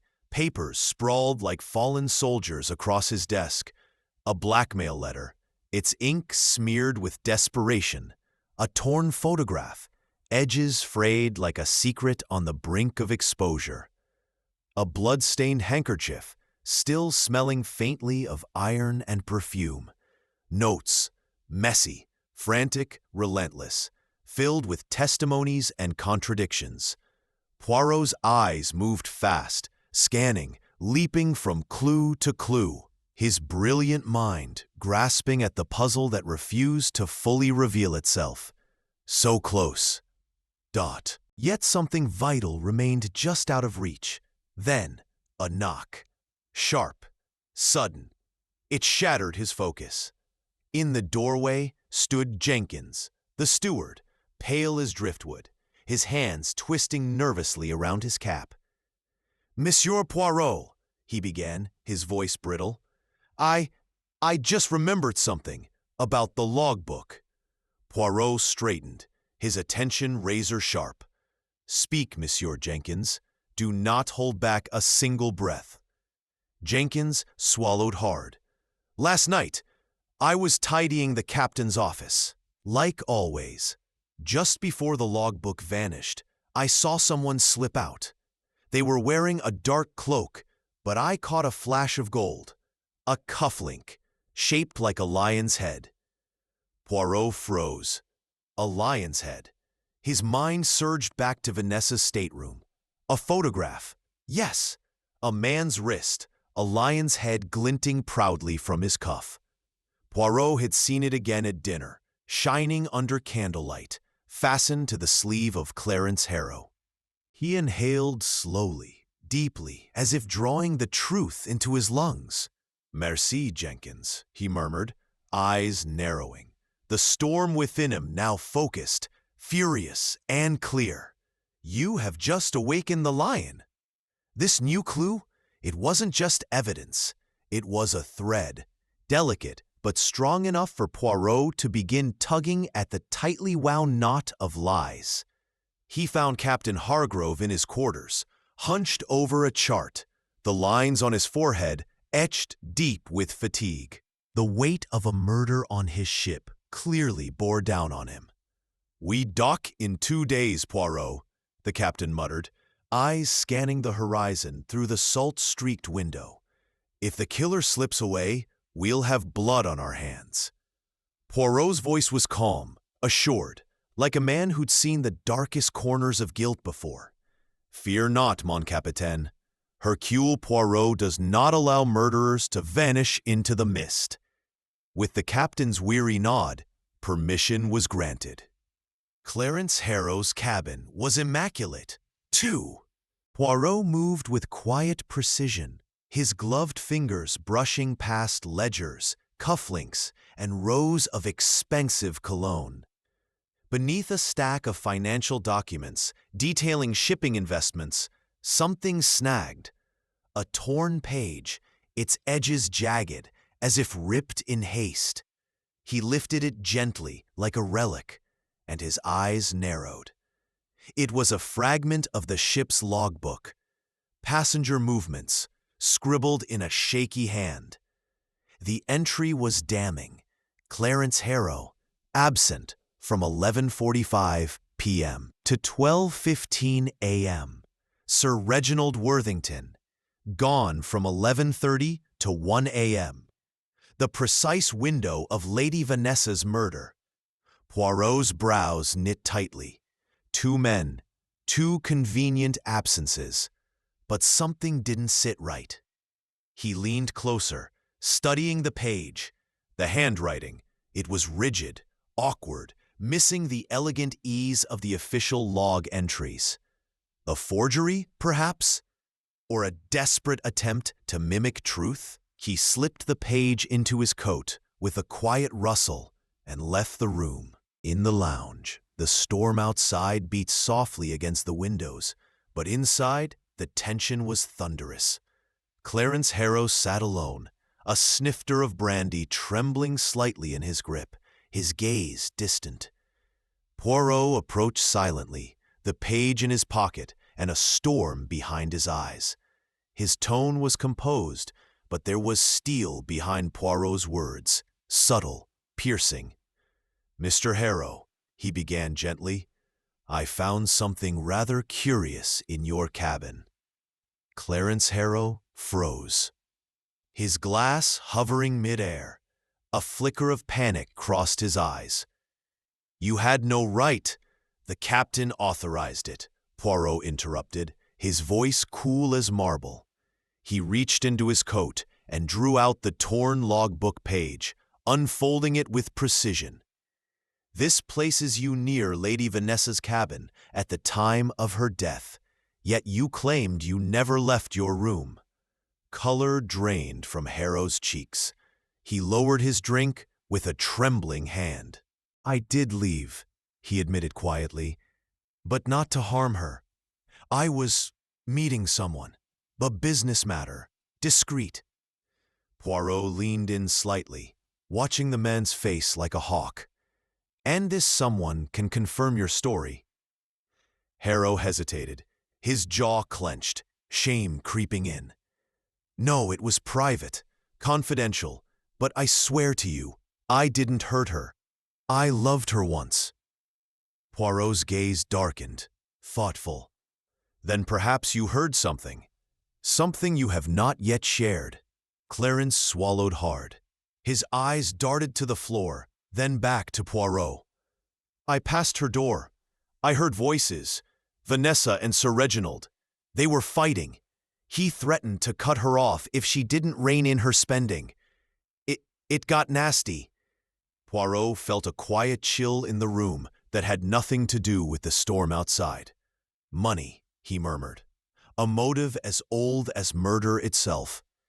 "And why," Poirot asked gently, "did you choose to keep this to yourself?" "I didn't want trouble," Harrow confessed, shoulders slumping. "But I'm telling you the truth. If anyone had reason to silence Vanessa, it was Reginald." Poirot gave a slow, deliberate nod. "Merci, monsieur. Your words have been heard." Later, alone in his own cabin, Poirot laid the torn page beside a pristine sample of the ship's official log, borrowed from the captain. He studied the handwriting, his suspicions stirring like wind before thunder. Yes, the forgery was subtle, careful, deliberate, but not flawless. The strokes wavered where they should have flowed, an impostor's hand mimicking truth. A false page, a false alibi. But the lies, Poirot knew, were beginning to unravel.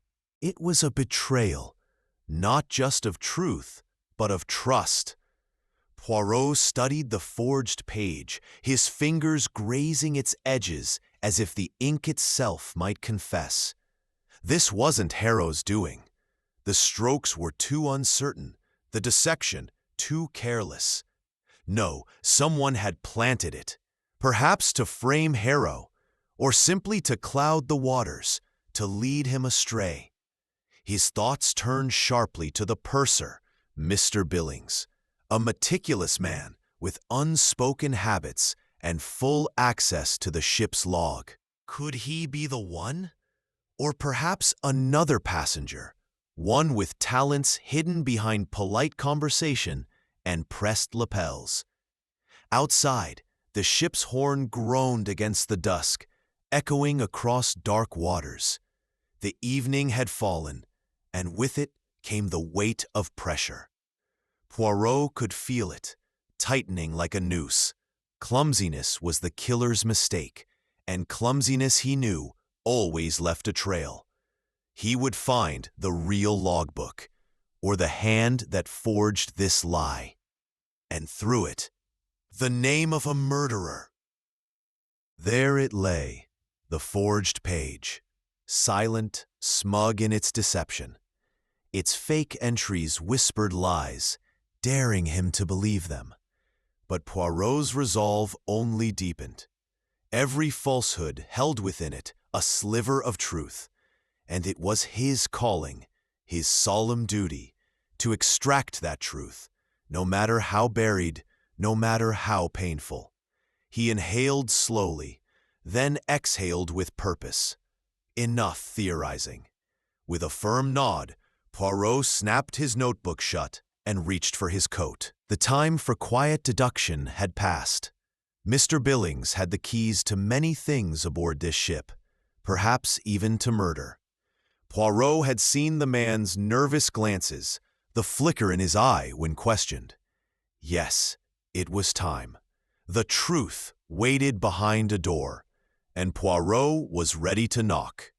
Poirot stepped into the corridor, the quiet roll of the ship beneath him, a steady, rhythmic reminder of their isolation. Adrift in the middle of the sea, and just as adrift in this storm of suspicion.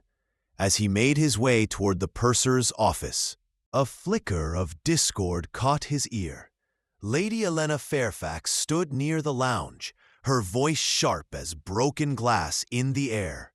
She was locked in a terse exchange with a fellow passenger, her cheeks flushed, her hands clenched in tight, elegant fists. Her poise, usually polished to perfection, now shimmered with cracks. Poirot slowed for the briefest moment, watching. Words, emotions, they left traces. He tucked the scene away in the folds of his mind, where the little gray cells stirred with quiet interest. He pressed on. Outside the purser's office, Poirot lifted a hand and knocked, firm, deliberate. The door opened a crack, then wider, revealing Mr. Billings. The man's complexion drained of color the moment he recognized Poirot's face, as if guilt had yanked the blood from his veins. "Monsieur Poirot," he corrected himself quickly, voice faltering like a match in wind. "What can I do for you?" Poirot stepped inside with measured calm, gently closing the door behind him. A sound as soft as it was final. "Mr. Billings," he said, his tone polite but sharp with purpose. "I believe you possess knowledge that touches directly upon my investigation. specifically the matter of the forged page from the ship's log. Billings froze. His lips parted, but no words came, just a small broken breath. I don't know what you mean," he finally stammered. But his body said otherwise. His fingers twitched, fumbling at the edge of the desk, seeking something, stability, perhaps, or a lie that might hold. Poirot watched him in silence, his gaze unblinking, sharp as a scalpel. Even his mustache seemed to tense, the corners twitching with quiet judgment. "Come now, mon ami," he said softly. "The handwriting, it tells its own tale. Shall we see if yours agrees?" "The handwriting on the forged page. It's yours, isn't it?" Poirot's voice was quiet but precise, each word delivered like the tap of a gavel. "And the ink, still fresh. It betrays how recently it was written. You cannot deny what your own hand has revealed." Mr. Billings crumpled into his chair, as if his spine had given way beneath a burden too heavy to bear. His shoulders sagged, the fight gone from them, and for a long moment he simply stared at his trembling hands. "I had no choice," he whispered at last, barely louder than the soft hum of the ship's engines. They threatened to ruin me, to expose my past. A foolish mistake I made years ago. I was young. I thought it was behind me." His voice cracked with shame. "I couldn't let it destroy everything." Poirot's eyes narrowed, the gentleness in his expression unshifting, but edged now with steel. "Who threatened you, monsieur? Tell me. Their name." "I don't know it," Billings murmured, shaking his head, his gaze locked to the floor like it held the truth. "They left notes. No signature. Just a symbol. A crest, I think." Poirot leaned forward, a flicker of urgency in his eyes. "Describe it." Billings swallowed. "A lion, rampant, holding a sword. I didn't recognize it." "A heraldic emblem," Poirot muttered, filing the image away as a key piece in the tangled puzzle. He watched Billings carefully. "I altered the logbook." Billings confessed suddenly, the words spilling out in a rush. "I made it seem like Harrow and Sir Reginald were near Lady Vanessa's cabin that night. I tore out the original page and hid it. But then the whole logbook vanished. I didn't steal it, I swear. That's all I know." Poirot held his gaze for a long moment, his expression unreadable. Then, at last, his voice softened, just a touch. "Merci, Monsieur Billings. Your honesty now may yet serve you." He turned toward the door, then paused. "Now, if you please, I must search your quarters.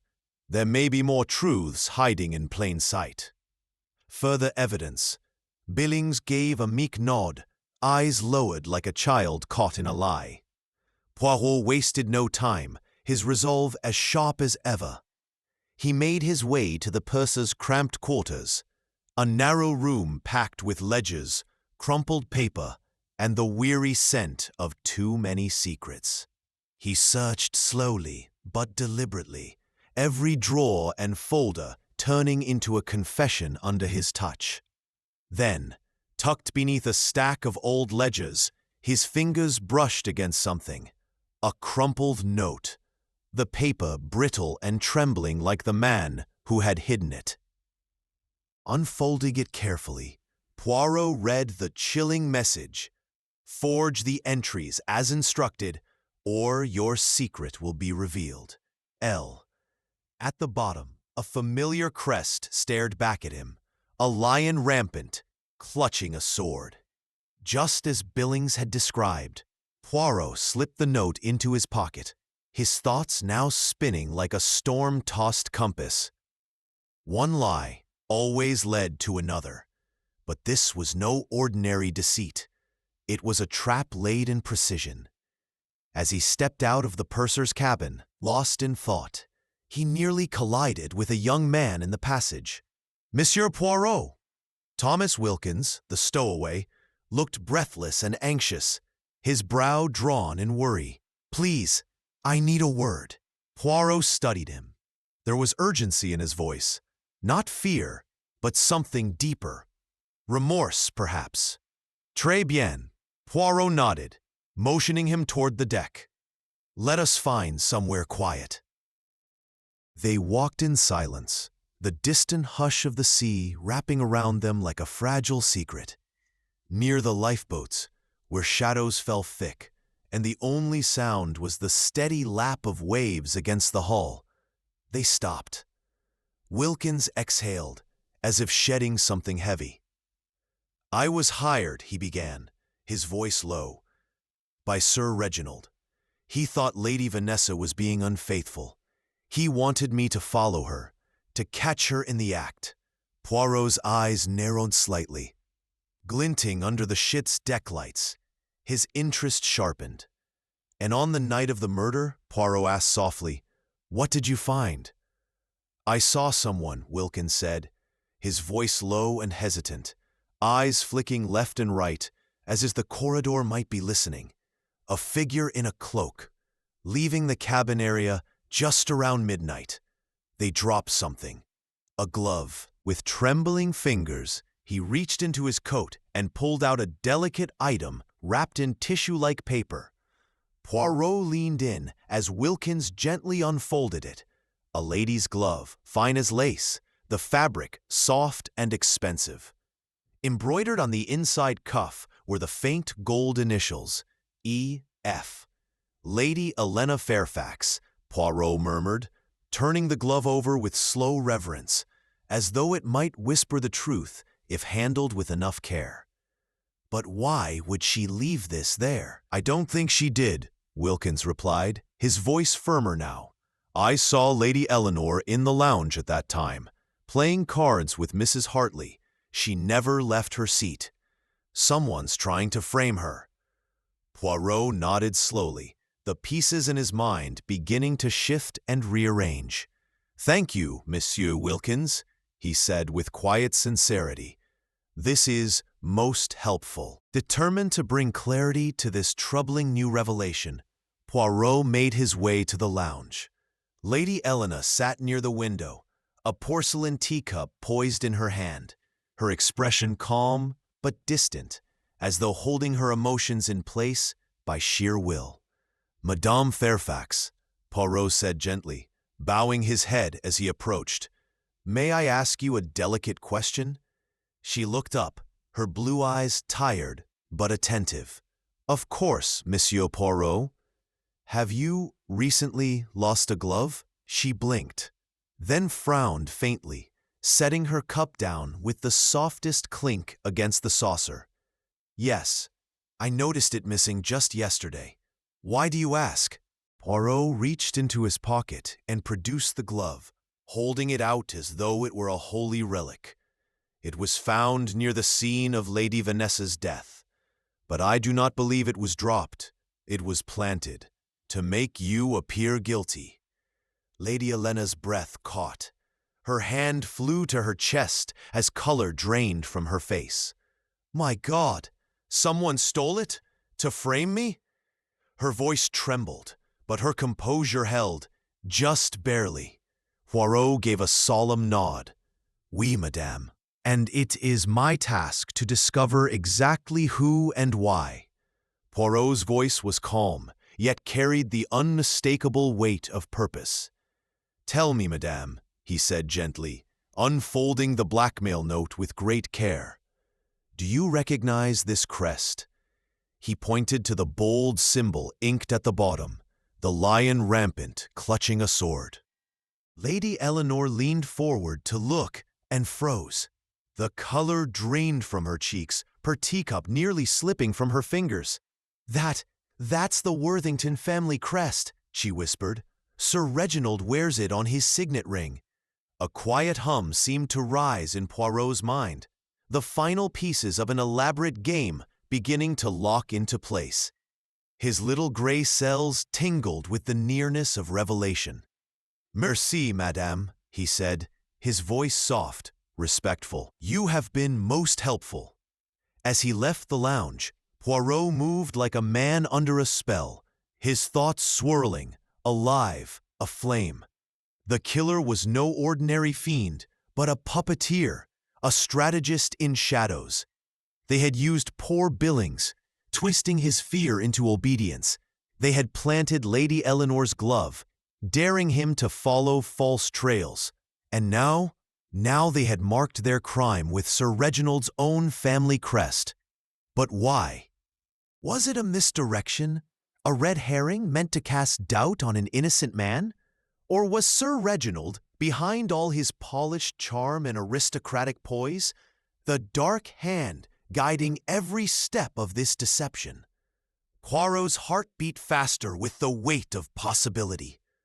The truth hovered close, so close he could feel its breath on his neck.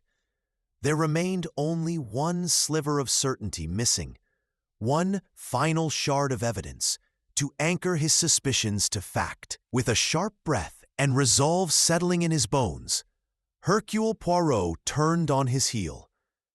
The time for quiet pondering was over. The storm was breaking, and the truth, he vowed, would come with it. The grand lounge of the SS Atlantica shimmered with uneasy elegance. Crystal chandeliers sparkled above like frozen stars, their light spilling over velvet-draped walls in soft, golden pools. But beyond the tall windows, the Atlantic writhed under a bruised gray sky, its cold fury mirroring the undercurrent of dread within the room. At the heart of it stood Hercule Poirot. Though modest in stature, he radiated an unspoken authority, every inch of him composed, alert, like a conductor poised before a final crescendo.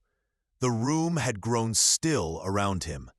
Arranged before him in a crescent of deep armchairs were the suspects, their faces a shifting gallery of emotion, tight jaws, wandering eyes, clenched hands. Fear and defiance mingled freely here. Captain Harrow loomed silently by the door, his arms folded tight across his chest, gaze as firm and steady as the deck beneath his boots.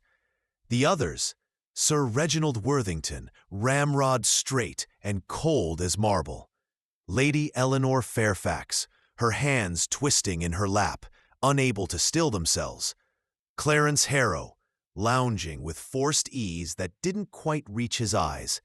Mr. Billings, pale and withdrawn, and Thomas Wilkins, clearly tense, his fingers drumming on his knee. Even the bystanders held their breath, their fates suddenly feeling closer to the fire. Poirot, ever meticulous, gave his mustache a final, thoughtful stroke. Then, in a voice that cut through the hush with the clarity of a bell, he spoke. "Mes amis, we are gathered here not in curiosity, but in consequence. A woman, Lady Vanessa Worthington, was not taken by accident. Her death was deliberate, calculated, and I assure you," he looked slowly from one face to another, letting silence stretch, heavy and sharp. "Her killer is in this room." A stunned breath swept through the lounge. Someone gasped softly. Another gripped the arms of their chair. Poirot raised his hand, firm, calm, commanding, and the murmurs died. "To find the truth," he said quietly, "we must examine not only the facts, but the hearts." "The clues," Poirot murmured, his voice low and steady. "They do not lie. They whisper truths. If one listens closely enough." He paced slowly across the polished floor of the lounge, each tap of his immaculate shoes a sharp counterpoint to the silence that gripped the room. His eyes, bright with purpose, swept over the circle of suspects like a lantern in the fog, illuminating guilt and fear hidden behind composed faces. "Let us begin with the letter," he said, lifting a folded paper between two gloved fingers. "Discovered in Lady Vanessa's stateroom, its words harsh, cruel. Pay what you owe, or the world will know your shame. You cannot hide forever." At first, it seemed a threat against her, but it was not. He paused, letting the weight of his words settle. It was written by Lady Vanessa herself, in her own hand. Gasps stirred the stillness. Lady Eleanor's teacup rattled against its saucer. She intended to expose an affair or extort silence. A price demanded for betrayal. Poirot's gaze rested briefly on Clarence Harrow, who shifted uncomfortably. And the recipient, Monsieur Harrow. Sir Reginald's jaw twitched, tightening like a fist. Poirot didn't miss it. Next, he said, drawing out a worn photograph. A picture, taken in a Paris café. Lady Vanessa, seated across from a man whose face was turned from the camera. But here, he stepped closer, pointing gently. A lion's head cufflink, small but distinct, the same worn by Monsieur Harrow. A lover's meeting, a secret rendezvous, a truth that refused to stay buried. Poirot's voice softened, turning to contemplation. And then, the footprint, found outside her cabin door, not large enough for a man, too big for the lady herself. A woman's heel, perhaps, but no, none. Another red herring, possibly left by a crew member or placed deliberately. A smokescreen. He walked to the open porthole, the curtains rustling like whispered secrets behind him. The porthole, he said thoughtfully, left ajar on a cold, bitter night. Strange, is it not? Unless it was to invite someone in, or to erase the heat of a violent quarrel. Another illusion meant to confuse. At last, Poirot turned to Lady Eleanor. Her face was pale, fingers curled tightly in her lap. And what of the blood-stained handkerchief, embroidered with Madame Fairfax's initials, found near the scene? He let silence stretch once more before gently shaking his head. It was not hers. Another planted seed of suspicion, another attempt to frame. He stepped back to the center of the room, his voice now quiet, but charged with meaning. This murderer, Miss Amie, is not only ruthless, but clever. A puppeteer, pulling strings of fear and deception. But even the most careful hand leaves prints. Whose blood? Poirot's voice rang out, steady and unflinching. It was not Madame Fairfax's, but yours, Monsieur Harrow. A visible ripple passed through the room. Clarence Harrow stiffened, his spine straightening, as if he could hold back the tide of truth through sheer force of will. You cut yourself, Poirot continued, his gaze sharp as a blade, in the struggle with Lady Vanessa. The bandage on your hand is no mere accident. The blood on the handkerchief, yours, planted to frame Madame Fairfax. Lady Eleanor gasped, her hand rising instinctively to her lips. But how did he even get my handkerchief? Poirot offered her a small, knowing smile. You dropped it, madame, in the lounge. A simple accident. One Monsieur Harrow seized upon.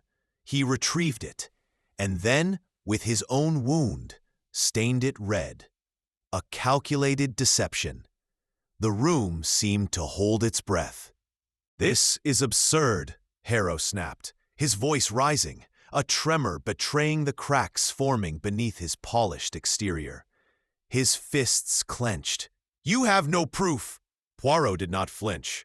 Instead, he reached into his coat and drew out a gleaming cigarette case. On the contrary, he said gently, this case, engraved C.H. unto my beloved A. from V. found near the lifeboats, a gift, a token of love. And yet, A. is not your wife, is it, monsieur? Harrow's eyes flickered. Poirot stepped closer, his voice softer now, drawing the net tighter. It puzzled me at first, until our friend, young Wilkins, recalled hearing Lady Vanessa refer to her lover as my dear amour, French for love. A, for amour, her private name for you. He paused, letting the silence deepen. She hid your letters in the library, among dusty, forgotten books, where no husband would think to search. And now, monsieur, Poirot's eyes held his, unrelenting. It is no longer just suspicion, it is revelation. The room grew unbearably still, Harrow's facade finally beginning to crumble, the truth clawing its way to the surface. Harrow's face drained of color, the mask of composure slipping further with each word. Poirot stepped forward, voice unwavering, eyes gleaming with quiet intensity. The forged logbook, the entry that falsely implicated both you and Sir Reginald. It was your desperate gambit, Poirot said, his tone calm but cutting. You blackmailed Mr. Billings into altering it. Under threat, with this. He held up the crumpled note, its inked crest glinting under the chandelier's glow. But how did you replicate the Worthington seal? Poirot's gaze locked onto Harrow. Simple. You stole Sir Reginald's signet ring from his own cabin. You used it to legitimize your lie, to cloak your forgery with the illusion of truth. Harrow stood frozen, his breath shallow. A storm of realization churned in the room. And when the original logbook threatened to reveal your true movements that night, Poirot continued, you stole it, to erase the trail. Captain Harrow stepped forward, his voice low but stern. Harrow, is this true? Harrow suddenly leapt from his seat, the emotion surging from within like a dam breaking. No, I loved her, he cried, the words cracking in the air. I couldn't. Poirot's voice was unrelenting, but not unkind. Then what of the glove, monsieur, planted near the crime scene, meant to throw suspicion on Lady Eleanor, just like the blood-stained handkerchief and the threatening letter? He stepped closer, the room holding its breath. The words, you can't hide forever. They were not just Vanessa's. You added them, a final warning. You knew she planned to expose you, your affair, your lies. She held your future in her hands.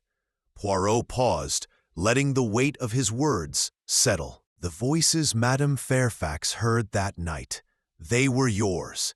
You and Lady Vanessa, arguing, heated, desperate. And then he stopped, watching Harrow crumble. I didn't mean to, Harrow rasped, his voice hollow with remorse. She said she'd ruin me, my business, my life. I tried to stop her. I didn't want to. I panicked. His voice cracked, and he staggered back into his chair, hands trembling, the truth laid bare before them all. She fought back. I didn't mean to. Harrow's voice broke as he crumbled into himself, tears spilling down his cheeks. The weight of guilt had finally crushed the last of his defiance. Captain Harrow gave a silent nod to his officers. They stepped forward, firm but gentle, guiding Harrow out with heavy steps that echoed through the now silent lounge. Poirot stood still, his hands clasped, the room heavy with breathless sorrow. This tragedy, he said quietly, was born of greed and fear. Mes amis, it reminds us, when emotion blinds judgment, chaos follows. But tonight, justice has found its light. Sir Reginald stood, his voice rough with emotion. I feared it. I saw the signs, but I couldn't let myself believe. His voice trailed off. Poirot bowed his head gently. The heart often resists what the mind already knows, but the truth, monsieur, it always finds its way. Around them, the other passengers slowly rose, murmuring softly, some stunned, others simply weary. One by one, they drifted away, the room thinning like a dream at dawn. Poirot remained by the window for a long moment, watching the Atlantic breathe beneath a gentler sky. The storm had passed, The waves no longer roared, they whispered. Peace had returned. With a slow exhale, he touched the glass, then turned. His mustache neatly twirled, his gaze steady. The truth had been found, not by brute force or chaos, but by logic, compassion, and those little gray cells. Order had been restored aboard the SS Atlantica. The puzzle was whole, the killer unmasked, and once again, the quiet brilliance of Hercule Poirot had seen the darkness and brought forth the light.